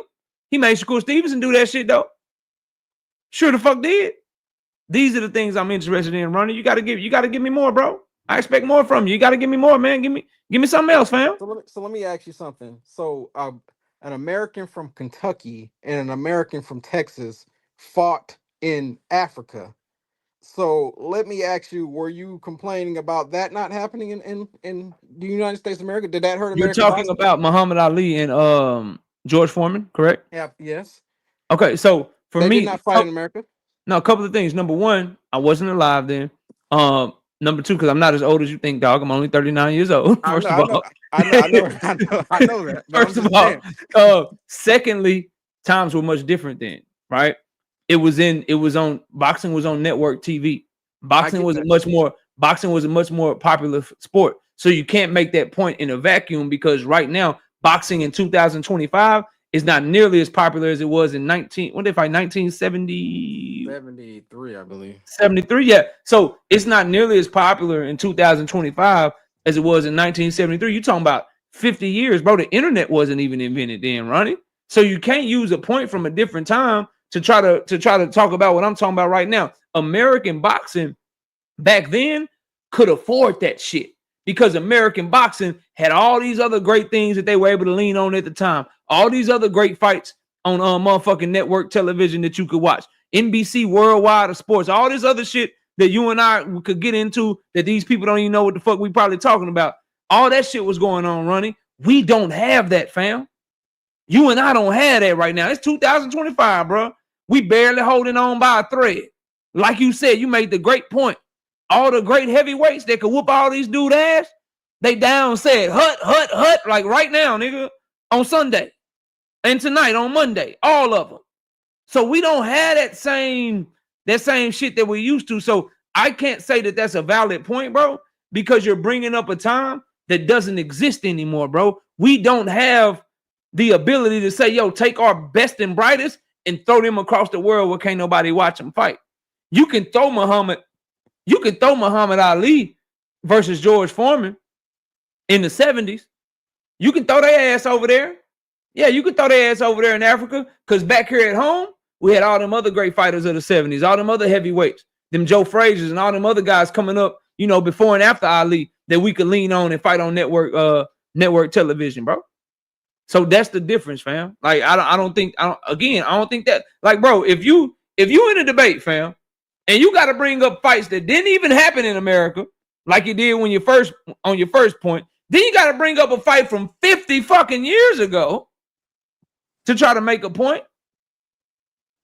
Kind of thinking you really don't have a point, bro. We just had an undisputed fight here in Vegas. Terrence Crawford and Canelo Alvarez. Correct. They won in Saudi Arabia. They weren't. So doesn't that like kind of make my point? It really doesn't matter where the fight is happening. People can fight on the moon, dog. As long as you have somebody who's interesting that we want them to see them fight, we're going to watch the fight. It really doesn't matter where it is. That was good. That was one good thing. And I thought somebody before you would try to bring that up, right? But that is a good thing. But my point is, one good thing doesn't make you good for American boxing. That was done in a vacuum. It was great. Great event. Bud did his thing. 40 million worldwide, 20 million here in America. That was great. Now, what am I supposed to do about how you treating Shakur Stevenson? What am I supposed to do about how you treating Devin Haney? What am I supposed to do about how you doing Ryan Garcia and Rolly Romero and Devin Haney again for a second time and Brian Norman Jr. and David Benavidez and Abdullah Mason? Like, so for that one American fighter, Bud Crawford, who just, by the way, happened to let you hold his hand, get on his knees for you, talk about how great you are. That one American fighter, how you treat him compared to how you treat all the other American fighters. What he did for Bud Crawford was the exception. But the rule is he making motherfuckers go over there to Saudi Arabia to get that bag, and he fucking our market up. Okay. So shout out for Bud Crawford, but every other one, what about them too? Let me catch the super chats and I'm gonna give it to you for the last word because I got somebody behind you. Shout out to my dog Jalen with the 5-piece in the super chat. You act like what Saudi is doing ain't American because that's exactly what America does. LMAO, New York, Las Vegas, Miami, Hollywood, tourist attractions. I don't even feel the need to respond to that. Shout out to JB, I mean, the channel formerly known as Fight Game with the 50 bomb, 50 burger, 50 of them things. Bow. No biscuit in the super chat. Wrench me up, KO. I lost my damn account due to my email being tied to my job. Damn, that I left. I'm going to try to get back my membership. I was gone for 3 years. Anyway, I'm back. Good to see you. Still putting it on the line and cooking food. Extra well done, too. Salute to y'all. Yeah, bro, let me stop what I'm doing and wrench you up, famo. Let me stop what I'm doing and wrench up my dog. I got you. Let me get back up here. Boom, boom. There you go, big dog. I got you. Shout out to Jalen James with the 5-piece. No biscuit in the super chat. Competition doesn't hurt. It helps. COD, Madden, 2K are bad because of the lack of competition. USA promoters got to get with the times and give us the fights we want. Shout out to my dog, Jalen James. Go ahead, Ronnie. You get the last word on this one, man. All right, so I'll be quick. I know you got somebody behind me. I'll just reiterate. Listen, you'd rather see Tank Davis versus Shakur Stevenson in Saudi Arabia than you would rather see Tank Davis versus Rolly Romero 2 in Vegas. And any real boxing fan, and I know you are, will rather have that fight, even if it is a Turki Al-Sheikh promoted card where it's in Saudi Arabia. So that I'll say that point. 2, I feel like Turki Al-Sheikh is not bad for American boxing because he's forced these American promoters to actually work together. We've had proxy wars between Golden Boy Promotions and Top Rank for years. They're working with each other. We have Warren and what's his name? Eddie Hearn, who are mortal enemies, actually working together to put on cards because of Turki Al-Sheikh. So he's actually put these guys together in position to actually work together, which is something that they should have already be doing before he even got to the sport. You have fighters making their biggest paydays. And that's something that we've always wanted. We've always been fighting for a pro fighter, wanting them to have their paydays. We've always wanted them to reap the rewards of their work and their hard work. We don't want to like stifle their pay. We've always been like that. We're not anti-promoter and we're anti-fighter when it comes to that. So I feel like for those reasons, he's been good for American boxing. But I digress. Shout out to my dog, Ronnie Bravo. I appreciate you, the president of the committee. Shout out to Big Dre, 5-piece. No biscuit in the super chat. It's live, it's local, it's boxing Saturday nights. Salute, bro. Listen, I see we got a couple more people backstage. I see Boxing Hacker. I see Ronnie. Y'all, I am going to go to a new prompt though, because we have been debating on that topic long enough. So I'm gonna go to a new one. Y'all can stay right there. So this is what I'm gonna do. I'm gonna kick y'all off. Real quick, and then I'm gonna get to a new prompt. And if y'all come up for that prompt, y'all will be first. If y'all won't smoke on that one, since y'all was backstage. But I gotta keep the show moving because I feel like we spent like 30 minutes on that when I debated like 2 or 3 people. And yeah, we're gonna move to the next prompt. My next prompt, the next one, claim number 5. Shakur's moves show he really don't want smoke for real. That is my claim number 5. Shakur's moves show he doesn't really want no smoke.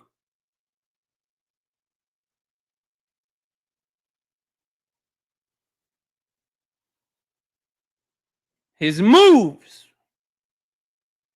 show he don't want no smoke.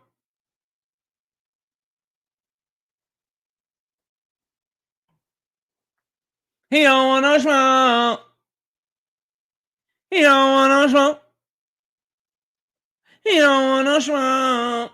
Y'all be sure to hit that like button too. Where we at on the likes? Where we at on the likes? Let me check the likes real quick, man. I gotta say, I'm cooking the shit out of y'all though. I gotta just stop and say real quick, boy, I am cooking the shit out of y'all.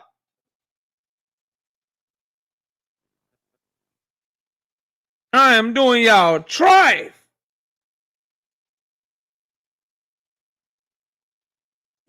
My dog Fight Sport, boy, you done got you some experience, got you some debates and shit, and you thought you could come over here and fuck with KO. That was funny. That's crazy.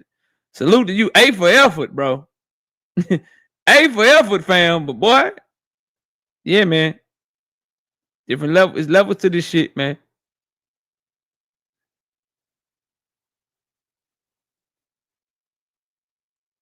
It's levels to this shit, my brother. It's levels, fam.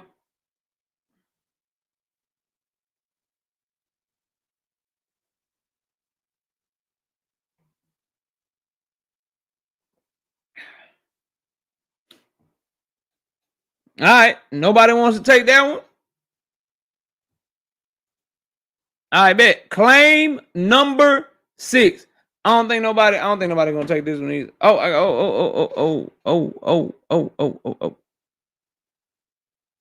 Shout out to my dog. Shout out to my dog.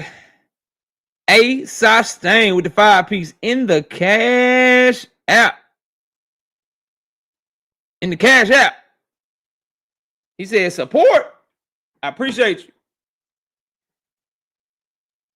Boxing Hacker. What's up, KO? What's going on? I'm chilling, brother. How are you doing? I'm all right. Pretty tired, but I'm doing good. All right. So you're here for this claim right here, right? Sure. All right. So my claim is Shakur's moves show he don't really want smoke. Clearly, you disagree with that. Why don't you tell me why? Yeah. So when we talk about Shakur's moves, whether Shakur wants smoke or not, we have to understand what shows a fighter wants smoke. Normally, that means like who he's calling out, how actively he's trying to get fights, what kind of competition he's taking on. So let's consider what Shakur did at 135. As soon as he came to the division, the first person he tried to call out was Devin Haney. You know, he jumped in the ring with Devin. He tried to say, hey, like, let's make it happen. You know, Devin. Can you repeat those 3 things for me, though? I was listening, but I was drinking at the same time. You said who he calls out. You said who? You said that. You said these are the things that shows a fighter won't smoke. Yeah. Who he calls out, and what else did you say? Yeah, who he calls out, the fights that he takes. You said the fight that he tries to make or something, right? Yeah, both the fights he tries to make and the fights that he does take show he wants. Got you. I'm listening. Yeah, so we look at who he calls out, the fights that he tries to make, and the fights that he actually takes. Yes. All right, talk to me. Yeah, so when we look at it, so remember who Devin Haney is at the time. He's the undisputed champion. So he's literally calling out the best fighter in the current division, objectively, not subjectively, objectively, because Devin Haney has all the titles. Even though the negotiations didn't go nowhere, he did come in the ring, he did show, and he did also try to push his mandatory to get that fight. He also calls out Lomachenko, who was a former number one in that division as well. He's been actively chasing Tank Davis, who was also a champion in that division. Now, what has he done? He fought Zepeda. Zepeda was ranked number one in each sanctioning body. So he's literally the best number one contender at 135 in totality. You know, there's nobody else you can say was number one contender over Zepeda. Who else did he fight? That was good. Adel Santos was also a good fight. He was going to fight Kid Austin. Kid Austin, he had no reason to even fight Kid Austin. You know, Kid Austin was just up-and-coming contender. Why even take the risk? You know, he called out Pitbull Cruz. Pitbull Cruz was the one who said no to the fight. You know, Pitbull Cruz was also somebody who was a top fighter at the division.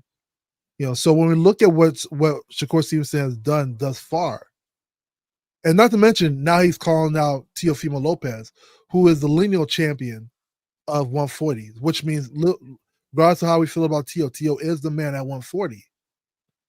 You know, so he's actually actively trying to make that fight happen. So you're looking at somebody who went from 130, he's 130 lineal, to 135 to become a champion, who tried to call out the best fighter. You said 130 lineal? Yeah, he was lineal 130. When did he get the lineal title at 130? He dropped his titles on the scales. Nobody ever beat him for the title. He was the WBC and WBO champion. Yeah, makes him lineal, yeah. That don't make you lineal because you got 2 belts. It does. Having the Ring Magazine belt makes you lineal.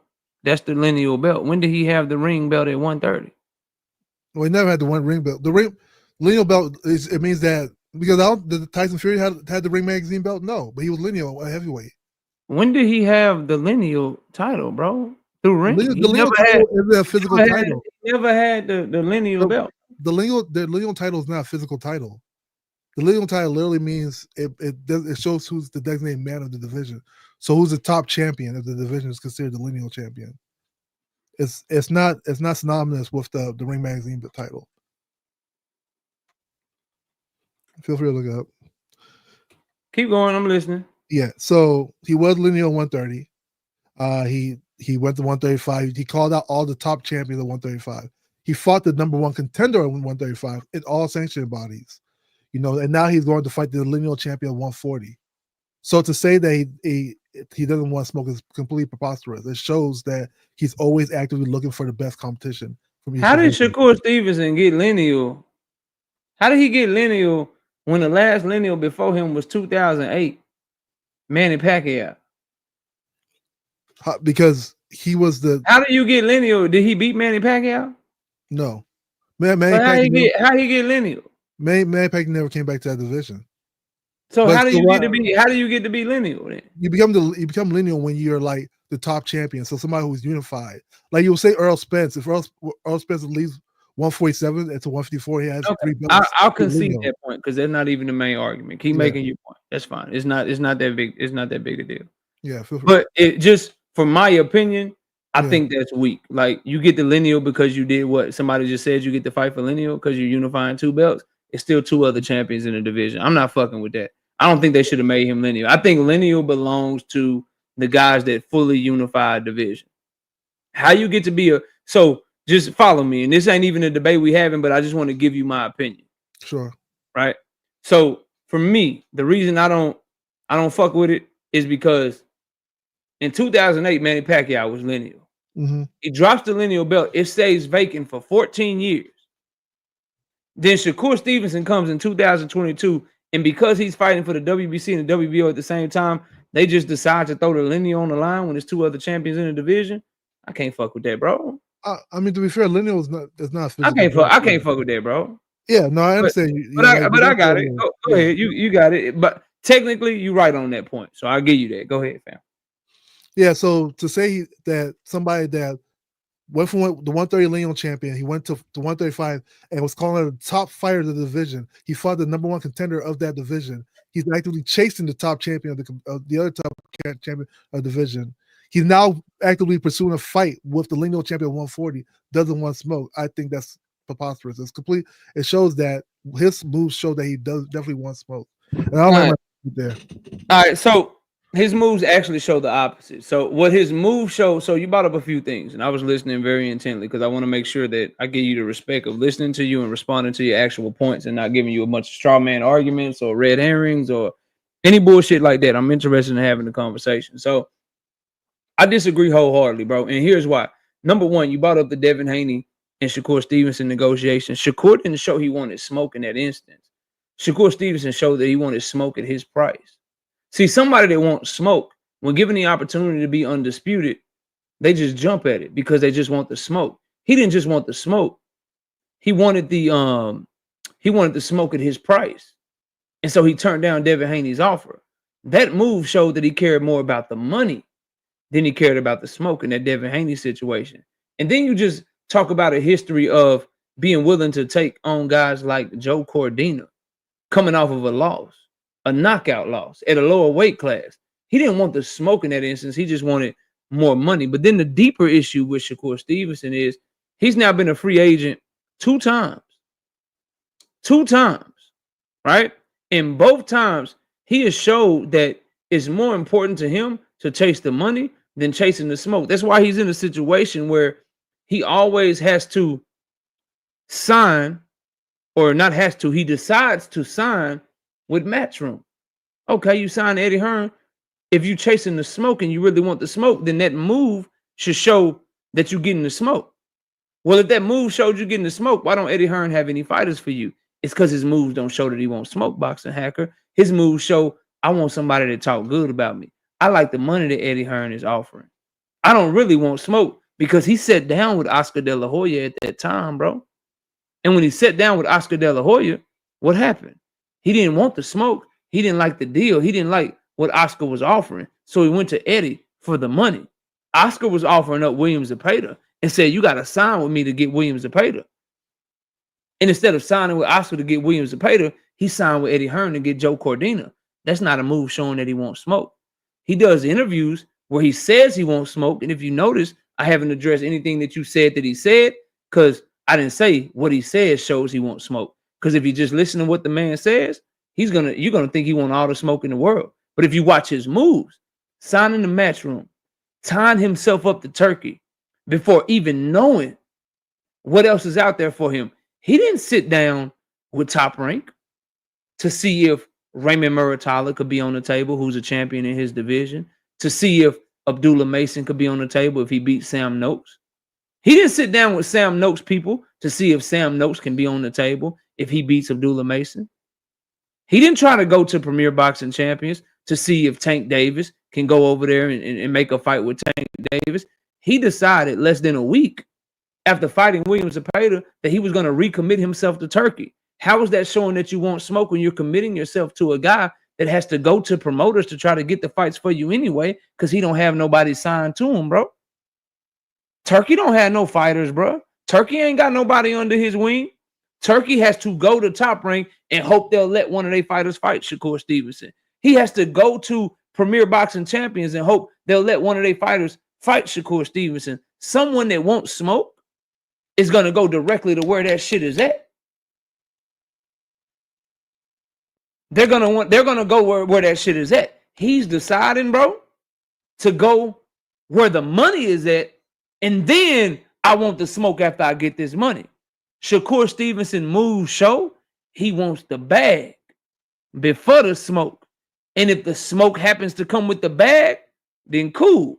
But if it's bag or smoke, nigga, I'm choosing the bag. That's what his moves show, bro. Not that he want the smoke. You know who moves show they want the smoke? Your guy, Devin Haney, in 2022, when he went over the Top Rank. And he took that deal to fight George Kambosos 2 times and then let them pick his opponent for the third fight. You know who moves show they won't smoke? David Benavidez. By offering Canelo multiple times, and Canelo turns it down. Okay, I can't get Canelo. Andrade, you can't get a fight, bring your ass here. Caleb Plant, you talking shit, bring your ass here. David Morrell, you calling my name, bring your ass here. Oh, Turkey, you won't let me get Callum Smith over there? Over here in America? All right, cool, I'll come to you. Oh, damn, you pulled the bait and switch, and now it's not Callum Smith, it's Anthony Yard? No problem, nigga, bring me Anthony Yard. I'll beat his ass too. Those are smoky moves. Shakur Stevenson, he ain't chasing smoke so much after signing to Matchroom. The nigga changed his moniker, bro. He changed his hashtag, since you love what he say so much. He changed his hashtag from hashtag chasing greatness to hashtag chasing the bag. His fucking words and moves disagree with your point. He changed his own shit. He don't want greatness. The nigga want the bag. And he's showing that with every move. But you go ahead and respond, bro. I'm listening to you. No problem. So let's put something in perspective. Just because you want a good deal doesn't necessarily counteract the fact that you want smoke. Because what was the question? What was your prompt? Moves show how he doesn't really want smoke. Shakur's moves show he really don't want smoke. Yeah. So the word want, how do you know somebody wants something? They ask for it. So it's not a question of, oh, he didn't take it because he wanted more money. Just because he wants a good deal or more money doesn't mean he doesn't want to smoke. What shows that somebody wants to smoke is based on who they're actually trying to fight. You know, and like I said before, when you look at the people he's been calling out, they literally show that it's everybody at the top of there's nobody at the top of the division that Shakur didn't try to fight. So he tried to fight the Tank Davis. Did he try to fight them, or did he just call them out?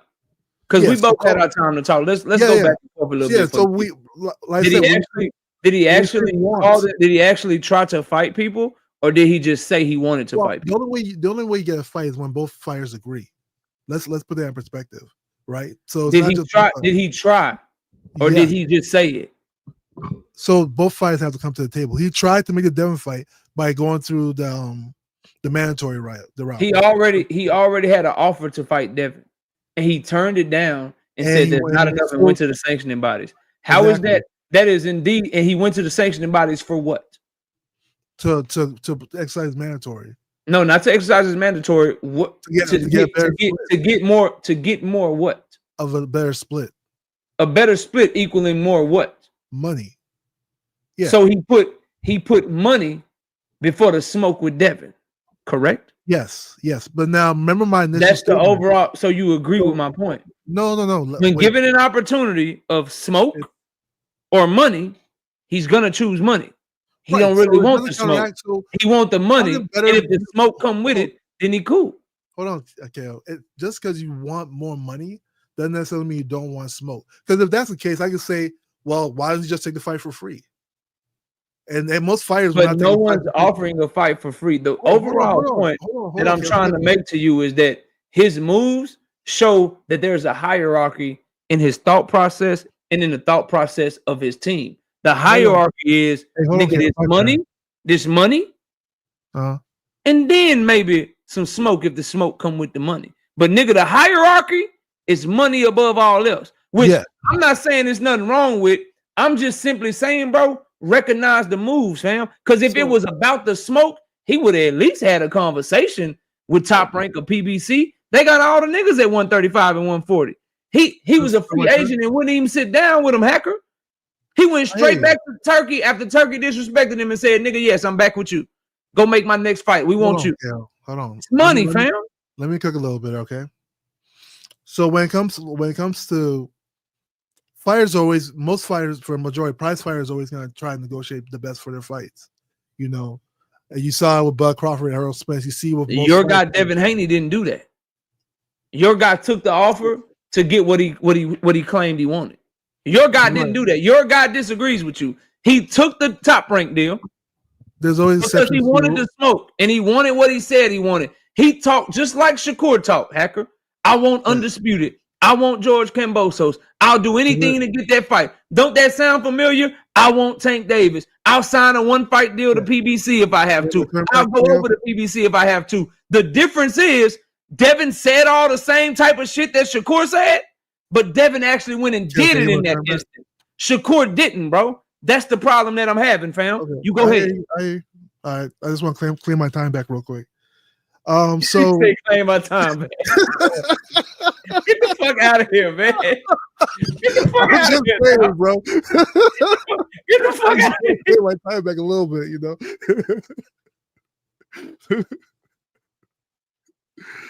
Go ahead, bro. Yeah. Go ahead, bro. So I know it's killing you that I'm making points using your favorite fighter. I have no problem making points. Go ahead. What's your time's for, you know? So okay, check this out. So like when it comes to, like I said before, it's what Show the Fire wants something is when they ask for it. And he can easily ask for easier fights. We see it all the time where fighters ask for easier fights when they come to divisions. We see fighters want multiple tune-ups when they come to divisions. We've seen that before. But what we see with Shakur, he's actively asking for the big fights. He's actively asking for those big fights. He's actively asking for like the Tank Davises, the Devins, the Lomachenkos. What shows more? What shows more of a person? What show? Because hold on, bro. What shows more of a person's wants? What they say or what they do, in your opinion? It's what you ask for shows you want. So what you ask for shows what you want more than what you do? Yeah, depending on the circumstance, but for the most part, if I were to ask Miss KO, hey, can we do our thing tonight? Can I get some tonight? If I ask her, can we get some tonight? But I get off this live stream and I just go to sleep, and my actions don't match what I asked for. Did I really want what I asked for? Baby, you might just fell asleep. No. If I don't make it a point to pursue her, to do what it takes to woo her, to do whatever it takes to get what I claim I want, and instead I just get off this motherfucker and I just go to sleep. I don't rub her back. I don't rub her feet. I don't give her a kiss. I don't give her a hug. I don't talk sweet to her. I don't do whatever she want to do. I just get off this bitch, take a shower, go to sleep. Do it. Did I really want what I asked for? So technically speaking, yes. If you ask for something, that's not technically speaking, because my actions. Yes. I'll give you a simpler example. Listen to me, bro, because this is some real man shit, right? My actions are showing that I didn't want what I asked for, because I called, I text on the phone. Look, baby, when I get off here, I'm tear that. Hey, when I get off here, I'm tear that up. But then when I get off here, I actually take a shower and I just take my ass to sleep. Then I didn't really want what I asked for. The point that I'm making in the analogy that I'm drawing for you is this, bro. Yeah. You can say, I want to fight. I don't know. Because niggas like to always make it about Tank. You can say, nigga, I want to fight Raymond Muratalla. Nigga, I want to unify. So I want Raymond Muratalla, or I want the winner of Abdullah Mason and Sam Noakes. Right? I want Raymond Muratalla, nigga, or I want the winner of Abdullah Mason, Sam Noakes. You can say that shit on Twitter. Yeah. You can say that shit on motherfucking Instagram. You can say that shit on a goddamn live stream. You can say that shit on interview. You can say that shit a bunch of times. Sure. But then when you get done, if you re-sign to Turkey automatically and you didn't talk to Sam Noakes people, you didn't talk to Abdullah Mason's people, you didn't talk to Raymond Muratalla's people, your actions show that you really didn't want what you were asking for. That's the point I'm making. So here's I'll counteract that with you, right? So let's use a simpler analogy. Let's say a little kid. And for those y'all in the chat, if you don't know the analogy, you don't know the point I'm making. You just slow. Yeah, because I made perfectly good sense. Yeah, I understand the analogy. More than 90% of the chat disagree with y'all. Get off of me. Go ahead, bro. Yeah. So let me just give you a simpler analogy, right? If a little child asks for ice cream, hey, dad, or hey, uncle, I want ice cream, and then he runs outside, right? What I'll say is the child wanted ice cream. Yeah, he ran outside. There's nothing that, even though I can assume, I can sort of infer that maybe he didn't really want the ice cream as much. However, based on his statement, I can factually say he wanted ice cream because he asked for it. That's why I'm saying, like, if you just want to be in a literal sense, when somebody asks for something, it shows they want it. Now, if you do something different, in my opinion or your opinion, you might say, "Oh, he didn't do things that show that he wanted it." But however, the statement itself, that statement itself, is enough for me to make a statement saying he wanted this because you asked for this. You know, that's just plain English. You know, I asked for something, that means you wanted that thing. You know, so I mean, just It's leave it at not that. So true, bro. it's not it is true, technically man. it is true. That's not true, You know, and it ain't just right now, that. And then I'm gonna go to the next prompt. I got like 6 more prompts, dog. So okay, if you want, you know, let me if don't land nobody on else your come one. up and you like, yo, y'all niggas don't want no smoke, you can always come back up, bro. Let me But land on your last point though. let me let me say this, bro. We gotta get away from it. Then you can have the last word. But yeah. what I'm trying to impress upon you, I know I'm not going to, because you boxing hacker. You don't never listen to a nigga till you wrong. But whatever. What I'm saying is, and I get it, bro. I'm hard headed too. Whatever. Yeah. What I'm saying to you, bro, is simply asking for something doesn't mean you want it, specifically when what you ask for doesn't match your actions. Y'all didn't like the Miss KO example, so I'll give you another example. I can get on my knees right now, bro, and I can pray. Lord, please let me get in shape. Lord, I want to have a 6-pack. I want to be able to do 50 push-ups without stopping. I want to be able to run 2 miles. I want to be in the best shape of my life, Lord. I just asked God for that. But if I don't go put the action behind it, boxing hacker, if I don't wake up tomorrow and run, if I don't wake up tomorrow and do my sets and do my push-ups and do my calisthenics and do my HIIT workouts, if I don't do that, did I really want what I was asking for? I asked for it, but I didn't put forth no action into going to get what I asked for, bro. Yeah, that's what I'm trying to get you to see. You can ask for this shit all day. Man, I want to fight this nigga. I want to fight that nigga. I want to fight this. I want to fight that. But every time you free, you do the opposite of the shit you claim you want and you ask for. Your moves show you really don't want smoke. Floor is yours. You got the last word. Yeah, feel free. So when it comes to the whole exercise bit, yeah, if I say I want to lose weight and I don't do anything for it, the fact that I say I want to lose weight means that I want to lose weight. But somebody say, hey, you're still eating food, you're not working towards the thing that you said that you wanted. But the fact that I said I want to do it still means that I wanted it. You know, if that makes sense. You can't it's like based on just simple English. Like you ask for something, you said, and that means that's what you want. If you say you want to do it, then for me, objectively speaking, I can say you wanted this. Now, whether you did things to get it, that's a different argument altogether. Now, moving forward, what we were talking about prior with the Shakur Stevenson situation, you said whenever he's free, he doesn't actually do things to show that he wants to fight. Whenever Shakur is free and whether, for instance, we'll take the Tank Davis situation. Whenever Shakur has been free or he's not been free or have to fight Lamb, he's always actively trying to fight Tank. In fact, in last year, well, I know we went back and forth with the whole Espinosa situation. Shakur even talked about that. He said that, hey, like they told me that the fight's not ready, that they're gonna have to spin the block, come back next year, which was supposed to be this year. This year, he's fighting Jake Paul. Shakur was calling, he was actively trying to fight. You see in multiple interviews saying, hey, I want to fight this guy, I want to fight this guy. I'm ready to we can have a conversation like Bud and Errol Spence did. You actively see him doing this. Nowadays, fighting Jake Paul, he realized that, hey, what they promised last year is not happening this year, so there's no point in talking about it. But if you see his actions of consistently wanting to ask for that fight, it shows that it shows that this is something they actually wanted. Now, the other question is, well, why didn't he go to PBC? You don't necessarily have to go sign with PBC to get a fight. 30 seconds, bro. Yeah, 30 seconds. You don't have to necessarily go to PBC to make a fight. Like Lomachenko and Tech were literally about to fight. Lomachenko was with Top Rank. You don't have to like sign your career to PBC just to get a Tank Davis fight. They can have a one fight offer. What needs to happen is both fighters need to agree. And what I see from Shakur is that he's the one actively pursuing that fight. And every time you see him, he's always actively pursuing big fights. Tank's no longer on the table. Now he's pursuing the next big thing, which is a Teofimo Lopez. So I'll land right there. Shout out to you, bro. Appreciate you, fam. If I have time to open up the panel later, you always can come up, bro. All right. Salute to my dog, Boxing Hacker. I don't think he said much shit. I don't think he said shit. Trying to fuck. I need another glass of wine. Fucking up my buzz. Let me see if my baby bring me one more glass.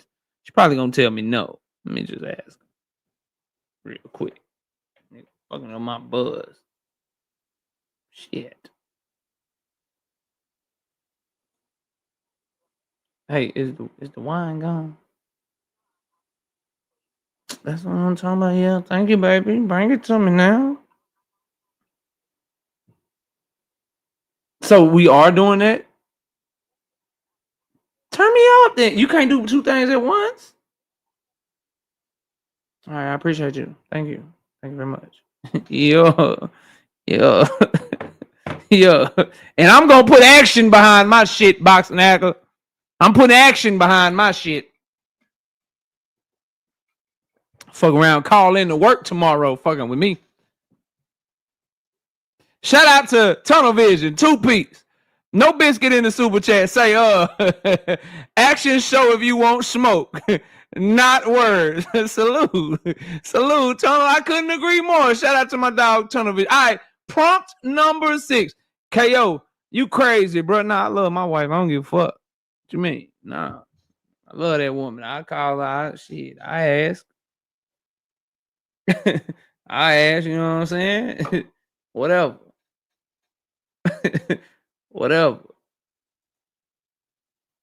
Nah, bro, it's just wine, fam. I'm chilling. It's just wine. I'm chilling. All right, prompt number 6 round this mother. And get my likes to 200. Shit, I know it's Monday Night Football, but it's 250 people in here. It's 250 people in here. Get my likes up. Look, claim number 6. Shakur Stevenson is not nearly as skilled or talented as Jerron Boots Ennis. And I'm making this prompt because I'm tired of, I heard Bernie the Boxer say that Boots Ennis is average, his skills is average, and they need to be promoting Shakur. They need to be promoting Shakur like they promoting Jerron Boots Ennis. Nigga, why? Nigga, it's not close. Okay? Link is in the chat. I gotta go pull my own. Nah, she coming. She coming. She might get here about 10:25. My baby might get here about 10:25. She might get here about 10:25. Baby, always late. Baby, always late. Everywhere she goes, she might get here about 10:25, but she coming. Let me just drink that water so I seem normal.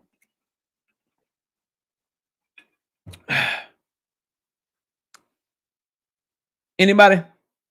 Anybody? Or we going to claim number 7? Anybody else?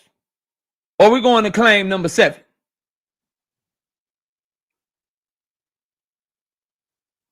Claim number 7. Terrence, you got your, okay, yeah, you took your camera off. My dog is here. Terrence, what up? What up, Knockout? What is good with you, bro? How you doing, fam? Good, I'm good. How you doing? I'm chilling, I'm chilling. So you see the prompt. My claim that I am making is Shakur Stevenson is not nearly as skilled or talented as Jerron Boots Ennis. That is what I am claiming. And you disagree with that, I assume. I do, and I mean, right. when you say skilled, I mean Shakur has every skill it takes to beat any fighter, and that's including Jerron. While Jerron I didn't say he doesn't have every skill to beat any fighter. I said he is not nearly as skilled or talented as Jerron Boots Ennis. Okay, so that must mean that it would be an easy fight for Jerron against Shakur if they were. Would beat the shit out of Shakur Stevenson. I disagree, and I say at the weight class he is right now, Jerron wouldn't beat the shit out. I don't want to do a fantasy fight of who would win. But when you say, well, what's so skillful? Because he punches. Talking about their skills and their talent is the same thing. Okay, jab. I say he has one of the best jabs in the business. Stevenson doesn't have a better jab than Jerron Boots Ennis. I say he does. Close to it. How? From either stance. Okay, he don't switch stances. He don't switch stances. I give him that. He switches. But Jerron see, sometimes Boots Ennis' jab from either stance is better than Shakur Stevenson. But why do you say that? Let's talk talent, and then we'll get the Yeah. skill. Because I said talent Okay. before skill. Do you Okay. concede talent? When you say talent, we have to break that down to exactly what categories. Talent is things that you can't teach. Athleticism, yes. If that's what Okay. talent. So he's more athletic. Who is strong? Well, at his weight class, he's a high Who is division. Yeah, stronger, period. If both of he them are in is. the gym, if both of them Gerard, are in the gym training, Ennis is strong. Ennis so is he's strong. more athletic. He's stronger. Who is more powerful? Ennis. So he's more powerful.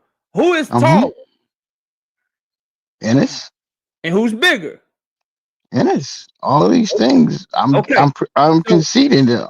So the talent, you concede the talent. He's more talented.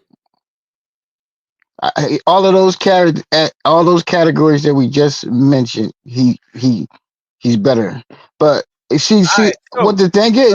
Do you have anything else you would like to add to talent? What talent does Shakur have better than Boot? Range. Well, his ability, his range generalship, that's a part of being talented. His ability to judge distances, his ability to be defensive, and see that defensive ability can negate all of these things you're saying. Yes, all of those things you're saying, great defense could negate it. It can negate your power.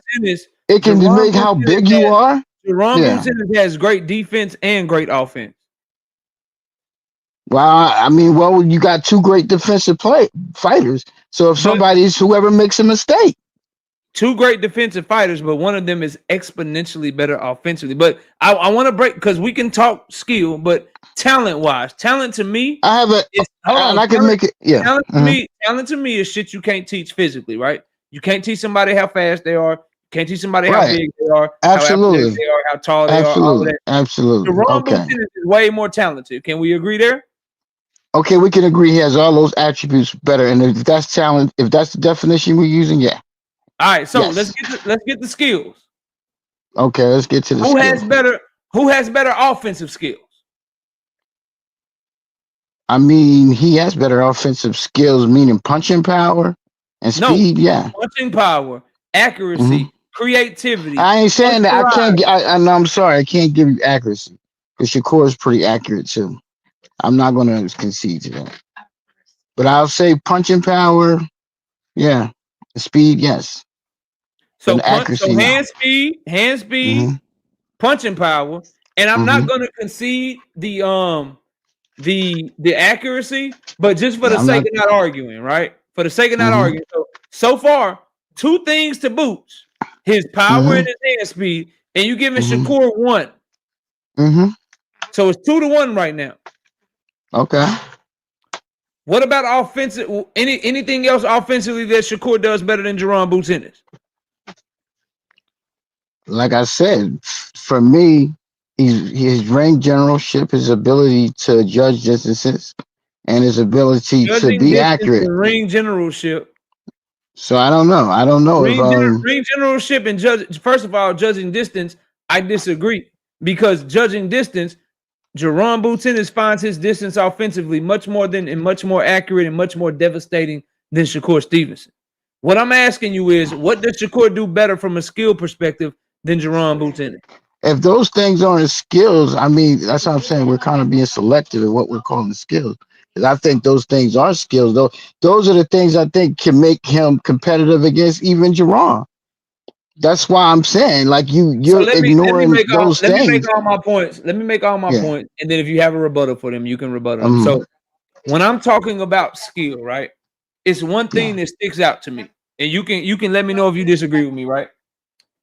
Okay. Jerron Boots Ennis is so much more skilled than Shakur Stevenson. I haven't even seen Shakur Stevenson attempt to throw the uppercut that Jerron Boots Ennis hit Lima with. That is how glaring it is. He's so much more skilled and so much more talented that Shakur Stevenson is not even comfortable enough with his distance, with his offensive ability, with his athletic ability, with his ring generalship, with his distance control. He's not even comfortable enough to where we will ever get to see him try to throw the punch that Jerron Boots Ennis damn near ended Lima with. When I'm talking about that uppercut that he rolled at the same time with. That's the gap, bro. That's the gap. When he went into the and then when he went into the Matrix against Roman Villa, that is some shit that I haven't even seen Shakur Stevenson try to attempt, much less pull off. When he starts a fight and he's starting orthodox, bro, and he's just as dangerous orthodox as he is southpaw. I haven't even seen Shakur Stevenson try to switch in the middle of a fucking fight. Those are the things I'm looking at. What is your retort for that? My retort to that is flashiness and that stuff that he does doesn't necessarily win a boxing match. I want to see it. If he's going to do that and you're going to give him credit, it's got to be against a top opponent. Do that against a high-level opponent, and then I'll say, okay, yeah. But if you're doing that against, I mean, if he's fighting a nobody, maybe he can try something like that. But he doesn't fight nobody. It seems like he's always fighting a tough opponent. So if you got a cab driver in front of you, hey, you can do all of that stuff. But you saw when he tries that against fighters, and they're not even that good. How he gets caught when he fought Karen. When he fought Karen. Who is Edgar Brito? Who is Edgar Brito? Who is Edgar Brito? I don't know. I'm talking about the fighters he fought lately. I don't know who that is. Like that, I don't know who that is. Why he ain't do it against him? I don't know who that is. Why he ain't do it against him? Who is Carlos Gaston Suarez, bro? I don't know. Knockout. I don't know who these guys are. Who is David Michael Paz, bro? Because he doesn't do flashy stuff, but we used to like. Who is Juan Tapia? We used to like fighters like that. Leo Mesquito. Carlos Ruiz. We used to like fighters that didn't have to be flashy. Chris Rosales, bro. Christopher He's not flashy, knockout. Why ain't do this shit against none of them? He's not flashy though. He's not trying that crazy stuff. He don't need to do that. None of that stuff you need. Because he ain't. How do you know that? Y'all said that he couldn't fight in the pocket and what he just did. That's what y'all told me. The same stuff y'all told me he couldn't do. He just did it. I never said he couldn't. Never said that. The point is, bro, and you said flashy. It's not. He don't need to do all that. No. When you are so good that you can see the opening for an uppercut and know that a nigga is throwing a punch at the same time and still roll with it while you throwing an uppercut. But your timing so good, nigga, you looking this way, but you punching this way and you still land that bitch. Nigga, that takes athleticism, that takes timing, that takes skill, and that takes confidence. What I'm asking is, show me the time that Shakur Stevenson showed that athleticism, that timing, that skill, and that confidence in a fight. That's what I'm asking. I guess he doesn't. He has never done that, and I guess if those things you say that makes him way better skillful, I'll give you that. But I'm telling you this: that if they got in the ring because of his great defense, you ain't gonna see all that stuff he doing against Shakur or good defense. You ain't gonna see him beat Shakur up. That's what I'm saying, and that's my word. I'll put money on that. That if they got in the ring, he ain't beating Shakur up. You said Shakur will beat up Jerron Boots Ennis. I said he ain't beating Shakur up like that. Man, I guarantee you that. I guarantee you. I put money on that. What? He won the fight, but he ain't gonna beat Shakur up. See, that's where the difference is. Yeah. That's where the smart man. That's that IQ. No one's beating Shakur up like that. So all of that stuff he doing against these other guys, I mean, that's why I said a cab driver, because you're not doing that against Shakur. Nobody. I've seen Shakur spar with Crawford. I've seen him spar with you know what? I'm gonna end this debate with this, bro. You want to know what Shakur Stevenson said about Jerron Boots Ennis? What'd he say? He can do it all. He can box. He can bang. And he can punch. One thing people don't understand, that dude is fast. I sparred him. And he came out and he was just hitting me with a jab I'm a smaller guy, so I'm fast. But it felt like this. Dude was way faster than me. That's Shakur Stevenson on Jerron Boots Ennis. Would you like to rephrase your statement? Well, if he said that, would you see? I tried not to do it to you. Would you like to rephrase your argument before I go? Well, I didn't know he said that, and I'm surprised that Shakur would say that. But maybe okay. So I have to respect him. I have to respect. Yeah. You know Yeah. why he said that? Because this is Shakur Stevenson. This is Shakur Stevenson after sharing the ring with Jerron Boots Ennis. Hey man, if he said it, then that's him after sharing the ring with Jerron. Nigga, show me something. Nigga, coach me. Get the mitts with me. Nigga, show me how you kept hitting me with that shit. Show me, nigga. Goddamn, nigga, get the mitts. Get the mitts for me. Cause I don't know. Nigga was hitting me with the jab. He bigger than me. He fast. I'm little. I'm supposed to be faster than this nigga, but I'm not faster than this nigga. That's hey him. Man, if he if he said it, I believe Shakur. If he said it, Terrence, you dealing with a nigga that took a Terrence Crawford and Ryan Garcia debate and still whooped your ass. You remember that? If he said that, listen, you should have led with that.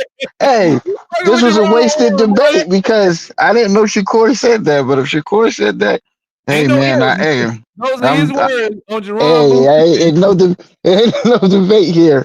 I didn't know he said that. All right, man. All right, bro.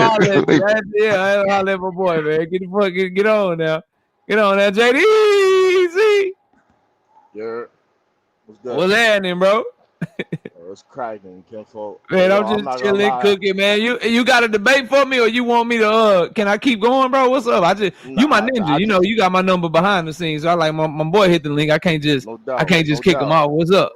What's up? You already know it. You know what's good with me. But hey, look, I just feel like I'm a better debater for Shakur than that nigga that was on the panel before us. Nah, let me I got like 7 more. I'm trying to get to. Bro. I kind of want to test it though. I just want to test it though. I want to test to see if I'm a better debater than that nigga. I mean, it's Terrence, fam. No disrespect to Terrence, but it's better Terrence, than bro. any Shakur fan. That's how I feel. Bro, I don't want to. I want to debate you on something that you really believe, bro. So if I say something that you disagree with, bro, hit the link. I don't want to debate you. Just you know what I mean? Like I want to get to these other ones. I think it's some good topics, bro. And me and you, we gonna go for a while. So if you hear something you disagree with, hit the link. But just to debate for the sake of debating, bro, you know. I'm just saying. So all right. So make your argument, bro. Just make it real quick. Go ahead. I'm gonna get off the panel after that. My argument is, why do y'all Shakur fans keep getting up here talking about giving talking points that this nigga don't even believe, bro? Like you literally just told KO that Shakur would not get beat up by Jerron Boots Ennis when Shakur said himself nigga was hitting me with jabs. Nigga was fast. I didn't even see, nigga. I got hit in my shit. I'm like, where did this come from?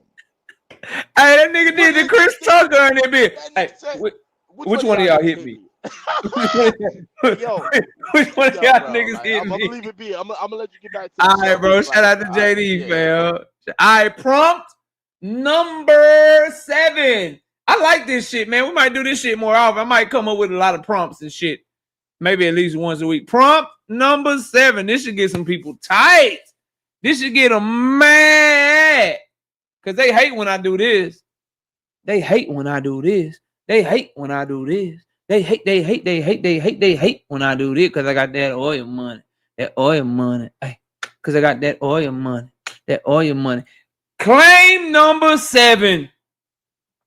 Gervonta Davis is good for the sport of boxing, and boxing needs him in this mother right now. And shout out to my dog, Zai. 2-piece. No biscuit in the super chat. He says, Kerr fans are ridiculous. And Danny Ash, 20 of them bitches. Bow. Bow. Bow. 20 of them things. No biscuit in the super chat. He say, keep cooking. I'm working. I got you. I got you. And look, if you already hit the link, don't hit the link no more. Because I got to get through this shit, okay? If you already hit the link, don't hit the link no more. Gervonta Davis is good for the sport of boxing, and boxing need him in this mother.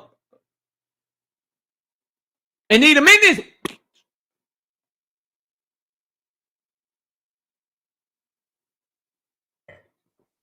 Ramon Sifu, I've been seeing you for a while, bro.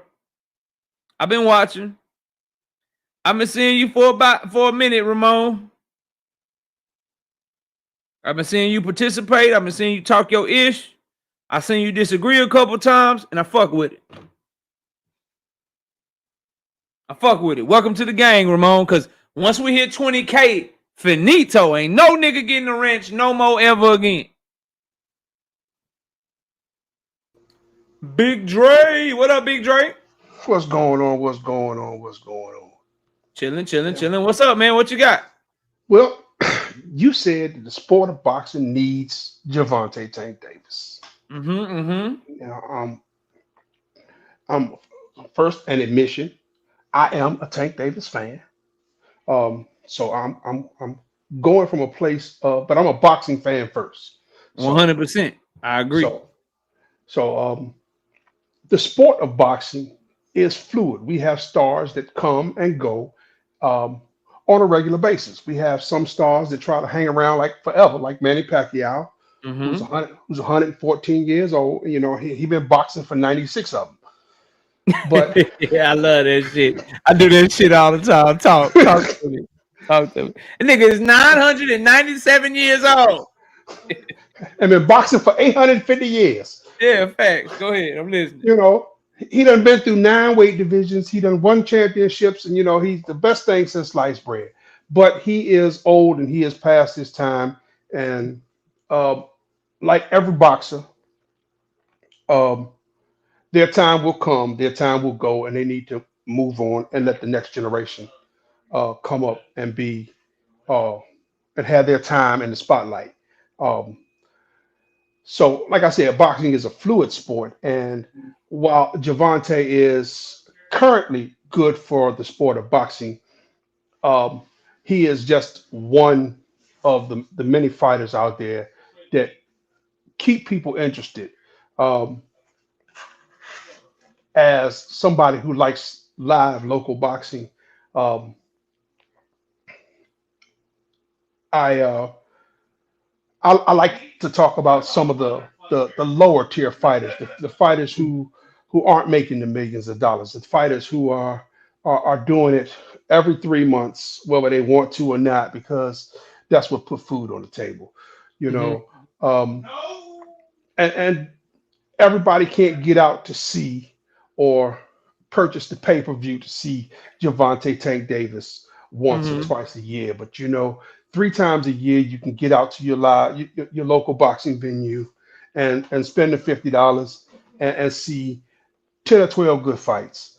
Enjoy yourself, you know, and have a good time. And I think that's one of the things that keeps this sport moving. And that's live local boxing. So Yeah. So I'm not going to say he is necessary for the sport of boxing. He is, you know, he is one of the bright stars that are. Oh, so you at agree this with time. me then? You agree with At me? this time. No, I'm not agreeing with you because see, Okay. while he is a shining star at this time, his time will move on.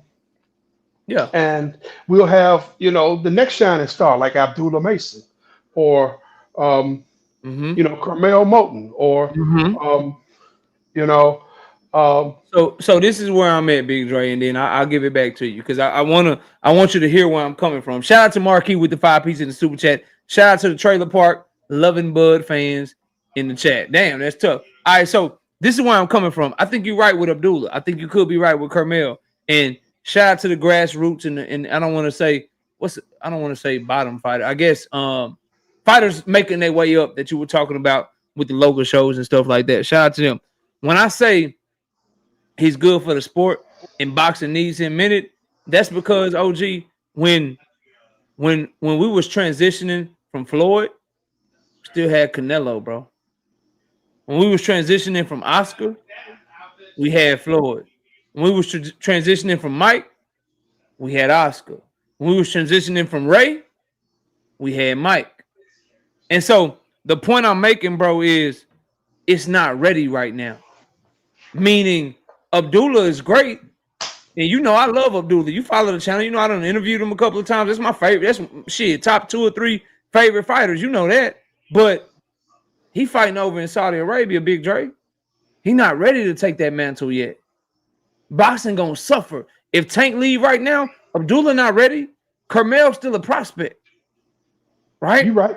You're And right. so what I'm saying is, Big Dre, is we need him in it right now because ain't nobody ready to take that torch. And that's why, if you go back to my previous prompt, because I know you've been listening, that's why I can't stand Turkey, bro. Oh, because I agree with you. The people 100%.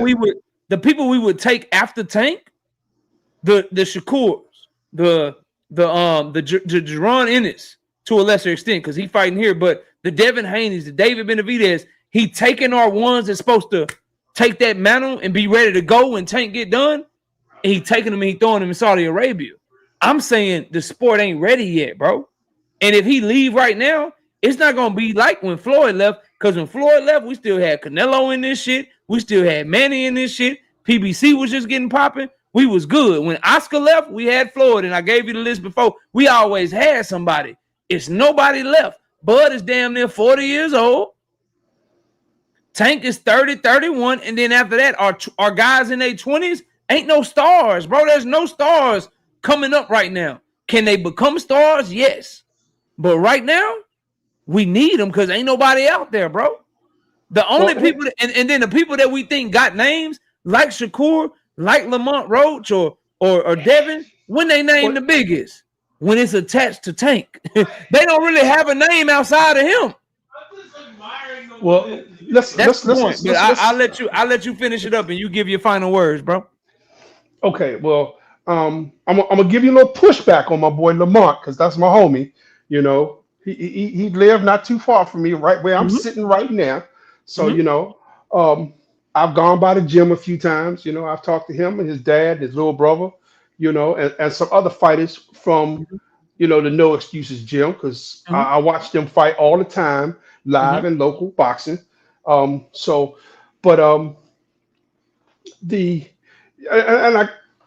right. You know, if Tank were to leave the sport right now, we'd have a quote vacuum.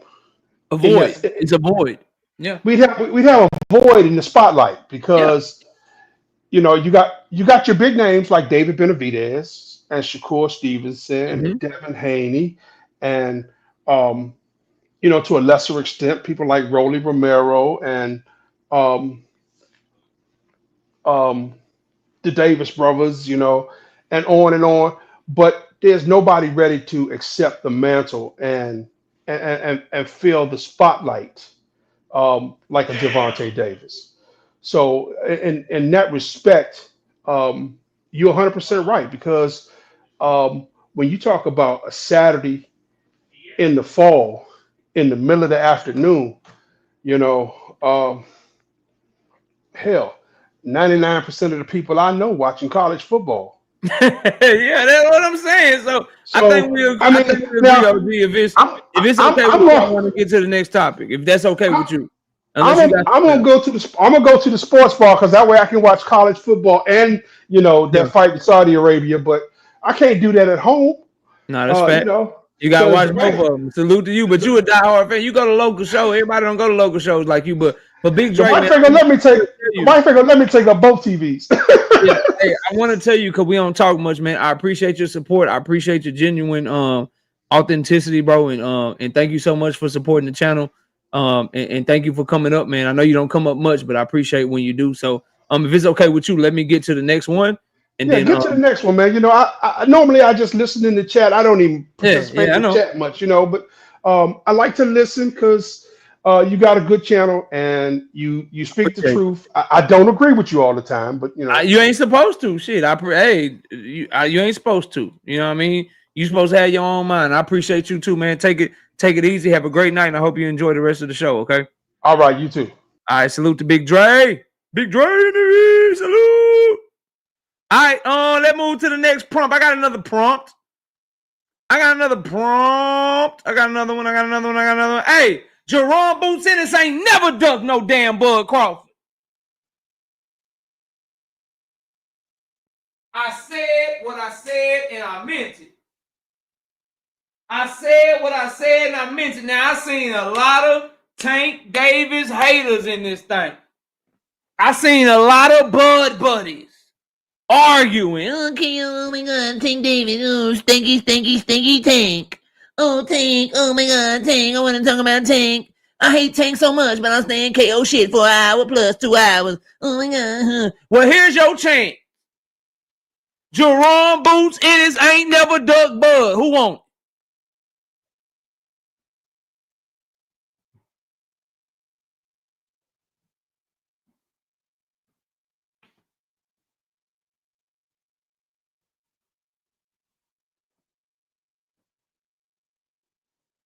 He ain't never ducked that nigga. What's up?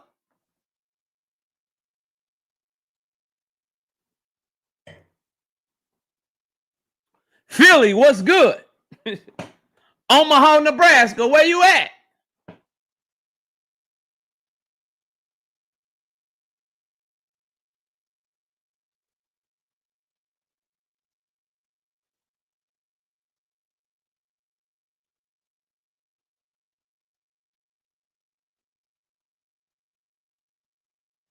I got about 30 more seconds and I'm moving to the next prompt.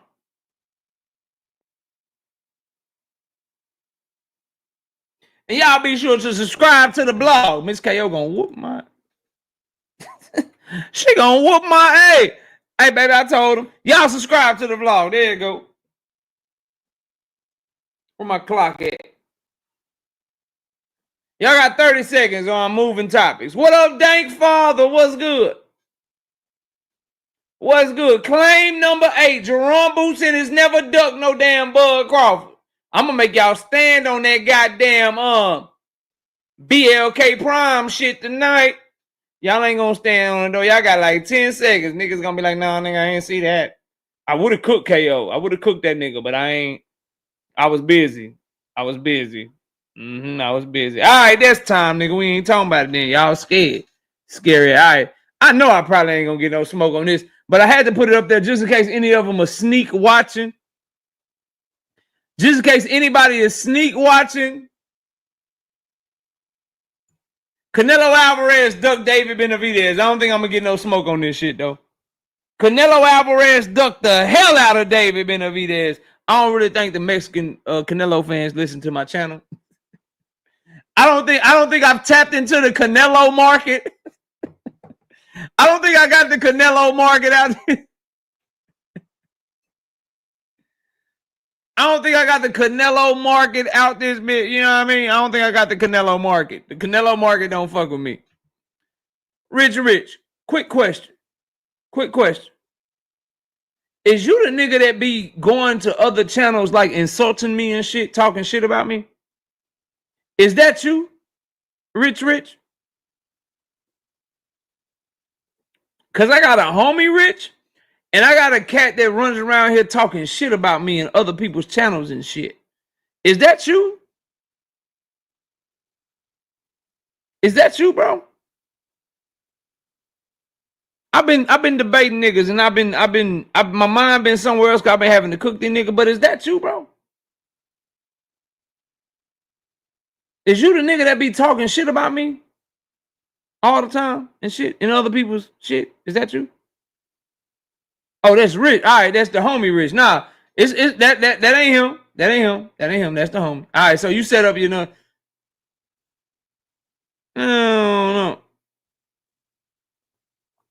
Hit the link real quick.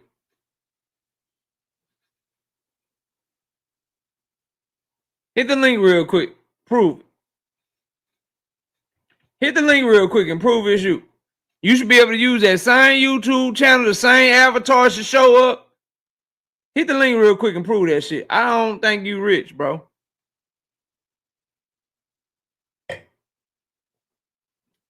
You got 30 seconds, dog. And I'm blocking that shit. If you the real rich, I give you a wrench. What up? What's up? What's up? Hey, that's you in the chat, bro. Yeah. I bet. I just made this. No, I had to make sure. It's another nigga that be running around here talking shit, but I know that ain't you, bro. It's another dude. Y'all don't even sound the same. So this rich in the chat is you. Yeah. I'll be hitting the likes on your pages on 2 different pages. No. All right, I'm gonna get that one a wrench. So that's the one you have a wrench on, okay? All right, I got you. All right, shout out to my dog Rich. Nah, that ain't him, y'all. That's why I had to make sure. Shout out to the homie Rich. That's the Rich that always come by here, bro. That's the homie. That ain't the one. It's another one running around this bitch be talking. But you know, KO got to make sure. KO got to make sure and shit.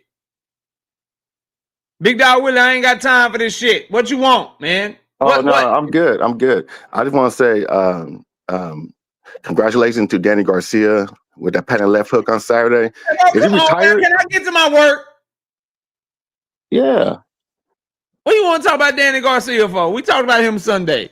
I'm sorry for okay. My fault. No, go ahead. Give old Danny his props for knocking out the cab driver. I'm sorry. No, but isn't he retired? He retired, right? I think so, bro. Yeah. Okay. That's all I want to say. Yeah. And Tank Davis. Your fucking Rey Mysterio mask. That's him. That's really him. I ought to block your ass. That's really Tank Davis, though. I ought to block you. He the one that wore this mask. I want to block you. I want to block you. I want to block you so bad right now. But you my brother. You like the brother that I can't because you my brother and shit. So I just got to, Just I endure it. Yeah. I got. I like picking on you. You like the little brother. I like to pick on. All right, man. All, I ain't your little brother. Okay. You're a lot younger than I am. I'm a lot bigger than you though. No, you're not. Fuck you up. No. Oh shit! Get out of here. All right, man. Shout out to Big Dog Willie, man. Shout out to Big Dog Willie. God damn it, coming here and fucking up my shit, man. Damn. All right, so don't nobody want. All right, claim number 10.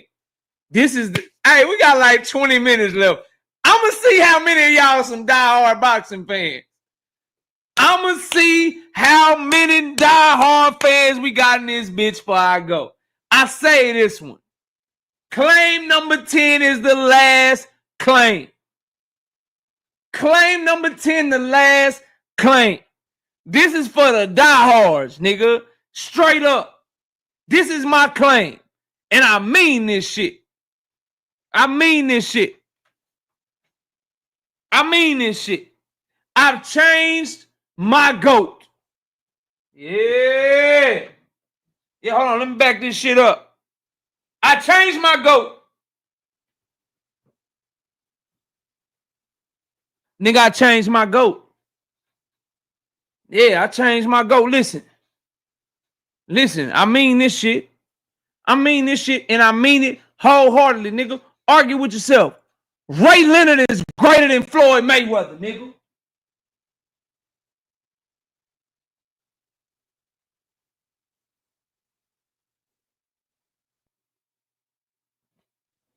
Yeah, I said it. Ray Leonard. Sugar Ray Leonard is greater than Floyd Mayweather. What's up?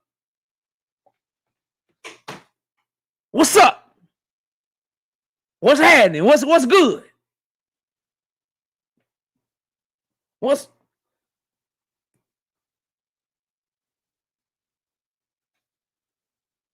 happening with y'all? What's popping? Link is in the chat, nigga. We got 19 minutes. Sugar Ray Leonard is greater than Mayweather.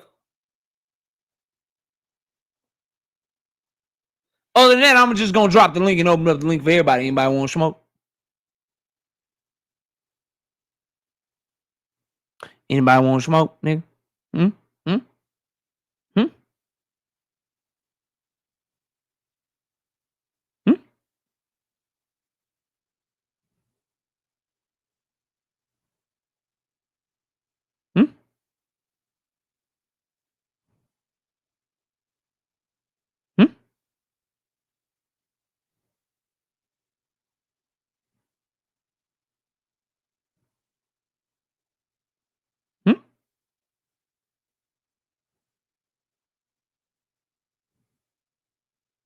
I know y'all ain't made me come up with a great argument.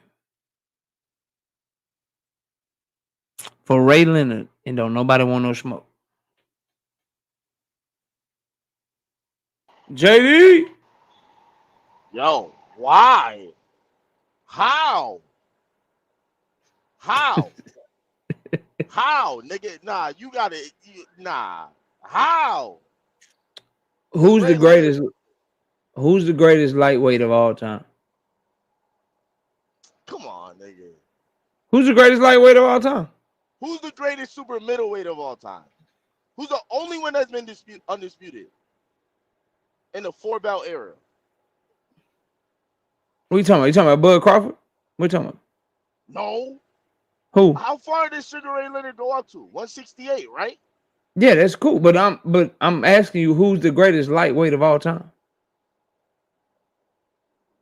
Roberto Duran. What Ray Leonard do to him?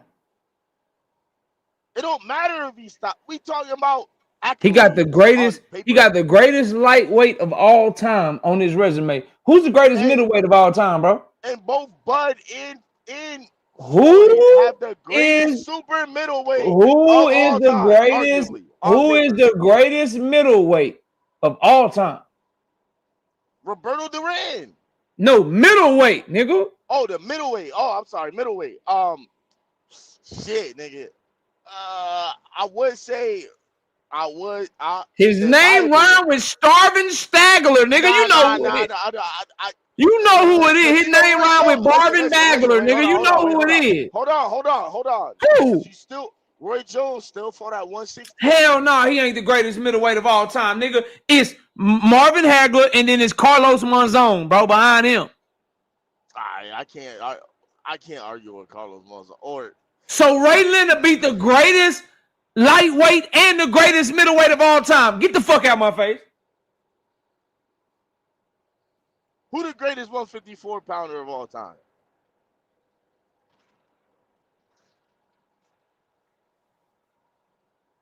You tell me.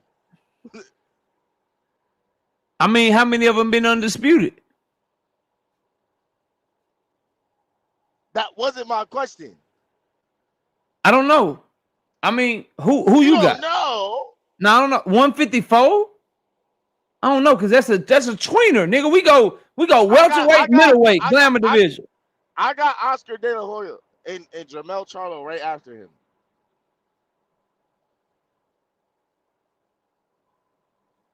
And we can't even argue that. Oscar fought everybody, nigga. 154 pounds was like Oscar De La Hoya last division. His prime was in the lower weight classes. By the time Floyd Mayweather fought Oscar De La Hoya, Oscar De La Hoya was passing the torch because he was in his mid-30s. Nigga, you cooked. Wow. No, I'm not. Nigga, he fought everybody up until that point, including Floyd. What are you talking about? I don't give a fuck. Fighting everybody don't make you the greatest all time in that weight class. What? Okay, bro. Okay, so all right. So Oscar De La Hoya was at 154 at the end of his career. He was beyond his best at the end of his career. This nigga Ray Leonard is an Olympic gold medalist. He got the greatest lightweight. He got the greatest middleweight, and he got one of the greatest multiple division champions of all time on his resume. This nigga beat 3 division champion with Ferto Benitez, one of the best defensive fighters of all time. This nigga Ray Leonard, bro, came up in the goddamn Four Kings era. They don't name nobody the Floyd Mayweather era. They name Ryan Garcia, motherfucking Devin Haney, Gervonta Davis, and Timalifu Telefimu after the 4 damn Kings because that era was so goddamn great. And motherfucking Ray Leonard beat all of them, nigga. That's cap. That's cap. No, he beat all of them. Hold on, bro. Wait. They named Manny Pacquiao. And guess what? He was beating them niggas in his 20s, my nigga. He was beating them niggas in his 20s. Floyd waited for niggas to get 35 years old, 36 years old. Man, Ray Leonard better than that nigga. And he'll beat Floyd Mayweather the fuck up too, nigga. That's not true. That's not true. Because after the original 4 Kings, Manny Pacquiao is the guy that they brought up. Manny Pacquiao is the guy that they said can hang with him. And he's an 8th division world You mean the Manny that got knocked out by Juan Manuel Marquez, who Floyd already beat? And Floyd Ray beat Leonard that was nigga. snatching niggas So are we undefeated serious right records. now? Wait, no, we gotta stop that, bro. Because Nah, bro. even Ray Leonard greater than Floyd, my nigga. nah, bro, fuck out Ray of Leonard here. came up in the era bro. of dogs, nigga. 15 Negative, round bro. fights, nigga. No, I'm not going. Greatest for it. lightweight of This all nigga time, Floyd- Roberto Duran. No, bro, Bitch, I'll this make you nigga- quit. Bro, I'll make this you nigga- quit. I'll make your ass quit in the ring, Bro, nigga. You can't handle me. It don't matter. What you He mean was it don't matter? Who was not- Floyd fought on Roberto Duran on Roberto Duran level, bro, nigga? He Manny Pacquiao. Like them Did telling you- Manny Pacquiao. You put Manny Pacquiao with Roberto Duran? Yes, on paper. Man, Roberto Duran put Manny Pacquiao to sleep. Man, what are you that's what talking they say about? on the paper. That's what they say on paper. And Manny Pacquiao got all of the accolades to support that claim. Well, you and me might not believe it, but it's on paper to be a good argument. He got accolades. He got accolades to support that claim, huh? Bro, I thought You know we got Google, my nigga. Bro, he's an 8-division champ. You know we got Google, my nigga. How many divisions did Roberto Duran conquer? 3 or 2 or 1? You tell me. We got Google, right? Yeah, we got Google, my nigga. We got Google. Only one. He went up to one. What did he went up to? 150 or what? Nah, he went up to 154.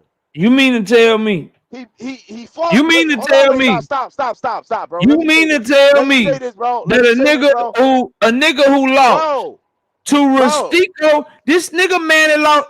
JD, you a diehard fan. Talk to me about Rustico Terry Campo, my nigga. I don't know that nigga. It don't matter. Man, he lost to that nigga. Talk to me about Boomside Sakurai. Okay, nigga. all right, he got knocked out. All right, whatever. It don't matter, bro. He still ain't. And you mean to tell me he gonna get in the ring with Roberto Duran and last? On paper, that's what is believable. That's what's believable. Fuck no. Fuck at no, that bro. Point, at lightweight, nigga. Come on, fam. At lightweight, bro. Nigga lost to Eric Morales. Man, I'm looking at this shit. I can't believe nigga lost to Eric Morales. Close ass fight with Timothy Bradley Jr., nigga. He was not in his prime when he fought Tim Bradley. Nigga got a tough ass fight with Jeff Horn. If you don't get the fuck out of my face, he wasn't in his prime. If you don't get the fuck out of my face, and guess who else? No. In his prime, who he beat? Let's talk about in his prime who he beat. What was his prime? Margarito, Oscar De La Hoya. Margarito was 2010. So was he in his prime in 2005? Your prime ends at 33 years old. Was he not? So 33? so 2005 he was younger than 2010. Was he not 33? He was. Okay. That's when your prime. So he was like 20. He was 26 when he lost to Eric Morales. What you want me to do with that? He lost a good fight. It is what it is. In 2001, he was like 21. I got you right now. He was 21 years old when he got a draw with Agapito. Who the fuck is Agapito Sanchez? Who did Roberto get knocked out by when he was that age? Tell me. You got Google right there. Tell me. No, let me look. Mm-hmm. Let's look at Roberto. Between 26 and 30, who Roberto got knocked out by, bro? 26 and 30, Roberto. First of all, I just want to say for the record, this nigga got 119 fights.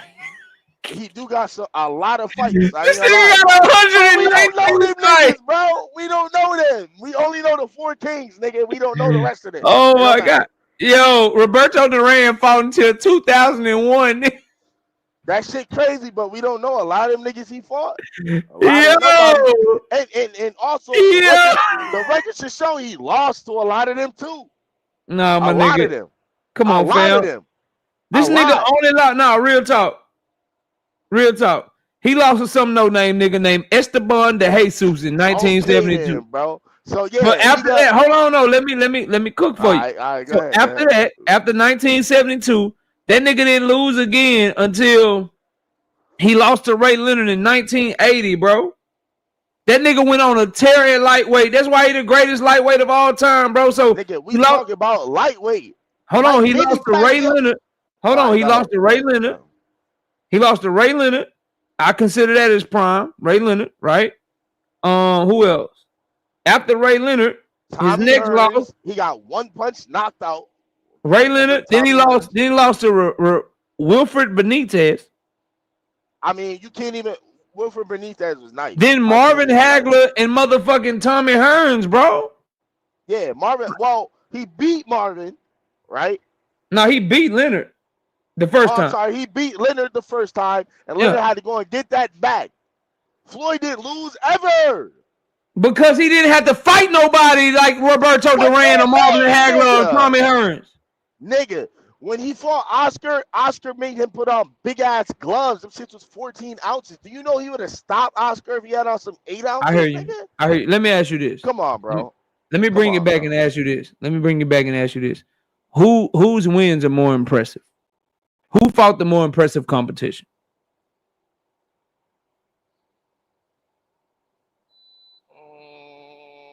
Come on.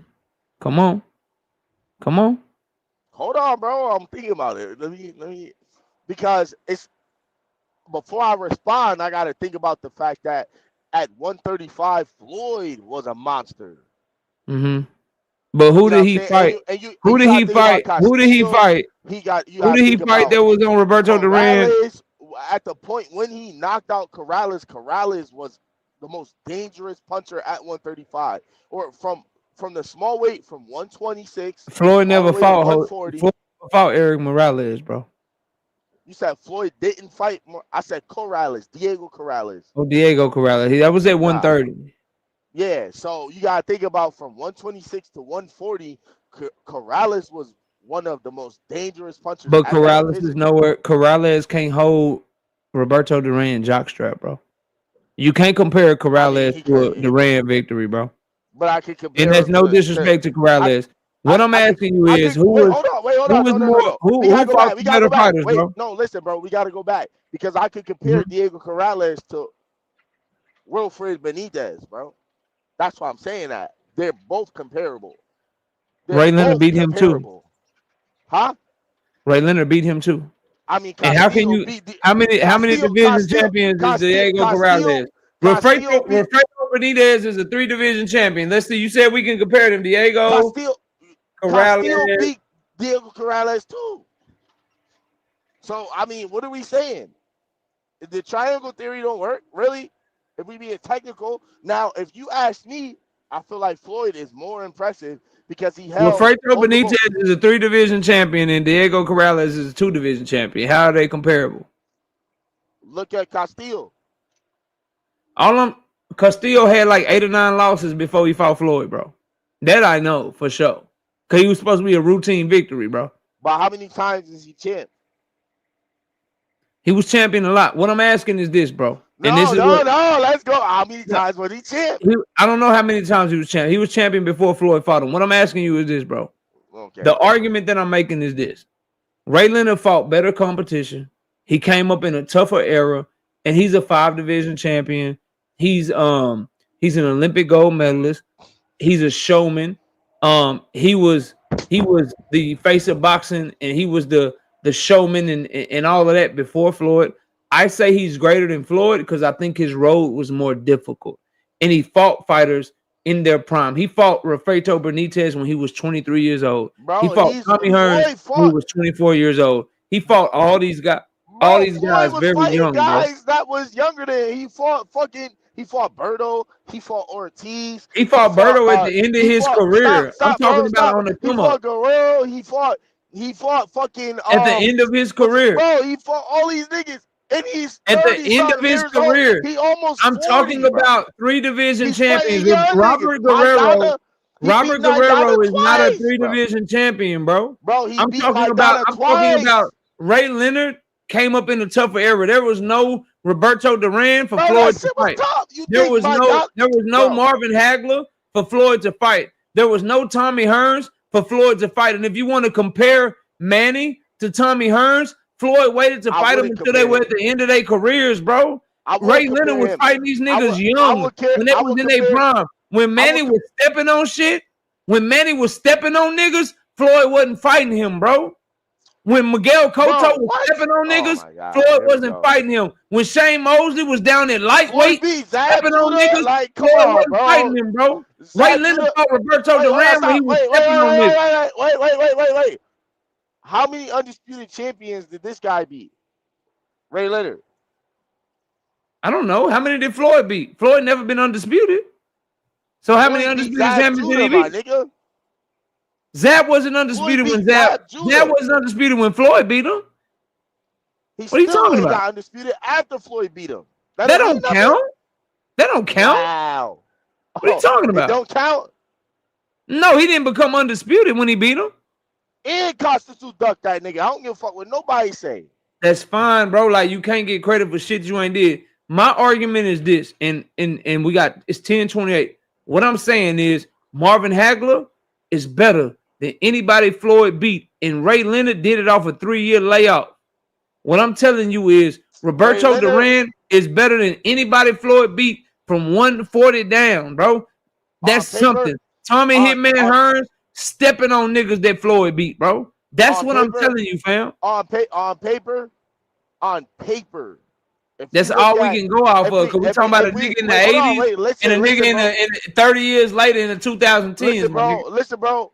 Floyd beat arguably one of the best super middleweights of all time. The first Mexican 4-belt undisputed super middleweight of all time. And so did Charlo Crawford. And so did Dimitri Bivol. And a lot of people felt like Triple G won the first fight. And a lot of people felt like Eris Lundy Lara beat him too. But he didn't on paper. But both of them and guys Canelo is good. Canelo is good. Super middleweight. Canelo also fought at middleweight. Fuck you think happened between Canelo also fought at middleweight. Fuck you think happened between Canelo and Marvin Hagler, bro? I'm not talking about middleweight, bro. I'm talking about super middleweight. But Floyd fought him at 152. So what? He still beat him and he became undisputed after. But you're talking about what Canelo did after that. So also after that, Canelo fought at middleweight. What I'm telling you is Canelo is a very good win for Floyd Mayweather. But Marvin Hagler is historically considered a way better fighter than Canelo. And you know for a fact that if I ask my brother JD to break this shit down and tell me who you got, between Marvin Hagler and Canelo, you know who you got. I would never. You know Marvin Hagler is my favorite middleweight of all time. You know so that. You know who you got. So I would never. So you know what the better, you know what the better win is. Ray Leonard beat your favorite nigga of all time. But that's why he beat your favorite nigga of all time. As much as you know boxing, as much as you love the sport, you see Hagler, nigga. You love the switches. You love the power. You love how he did Tommy Hearns. Ray beat that nigga. Nigga, that's why I said 168. So there's that. We talking about lightweight and 160. Man, you lucky it's 10:30, man. I had fun with my brother. It's 10:30. Let me catch a super chat, bro. Then I gotta run. Sure, I gotta go. I gotta go holler. Shout out my nigga JD out this bitch, man. Ronnie, what you got real quick, man? I gotta run, man. I gotta go. What's up? I'm gonna let you go. I mean, the worst thing in the history of boxing, like boxing's worst kept secret, is Floyd Mayweather actually fighting every damn body. That's crazy as hell that he tried to come up here and say that. And then he tried to downplay my guy Ray Leonard, saying he ain't never been undisputed. Ray Leonard was undisputed at welterweight, nigga. The fuck is he talking about? When he beat Hearns, he was undisputed. JD, you need to go back and watch that shit. Oh my god! I should have just let you debate his ass. I gotta whoop his ass up here, man. Oh my god! Ray Leonard is better than Floyd. I'm coming around. God damn it, he's greater. Shout out to Ronnie though, man. Salute, man. Shout out to Ronnie, man. Shout out to Juke with the 10 piece in the super chat. Last super chat of the day. Tommy stopped Duran and beat Benitez at 154. He has an argument for greatest 154 pounder. So Ray may have beaten the greatest middle, super welter, and lightweight ever. That's hard. Great prompt. Appreciate it. Shout out Miss KO. Shout out everybody. Let me give y'all this link one more time.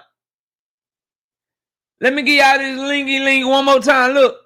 Subscribe. Subscribe to the vlog. Shit. I'll see y'all ass Wednesday night at 7:30. Be sure to hype up the videos. That's some new shit YouTube got going on. Hype the videos up when you see me drop these videos, man. Daily basis. We drop videos every day. Join the channel as a member. Also, hit that super chat button. Subscribe to the channel. Let me make sure we ain't got no missed cash outs before we go. Oh, here we go. Yeah. Shout out to my dog, T. Burwell, Burweezy in the chat. 20 of them things. No biscuit in the soup in the Cash App. Appreciate you. Shout out to Thomas Hill. What up? He says, wrench for Heather E, please. And thanks. She good people. All right, I got it.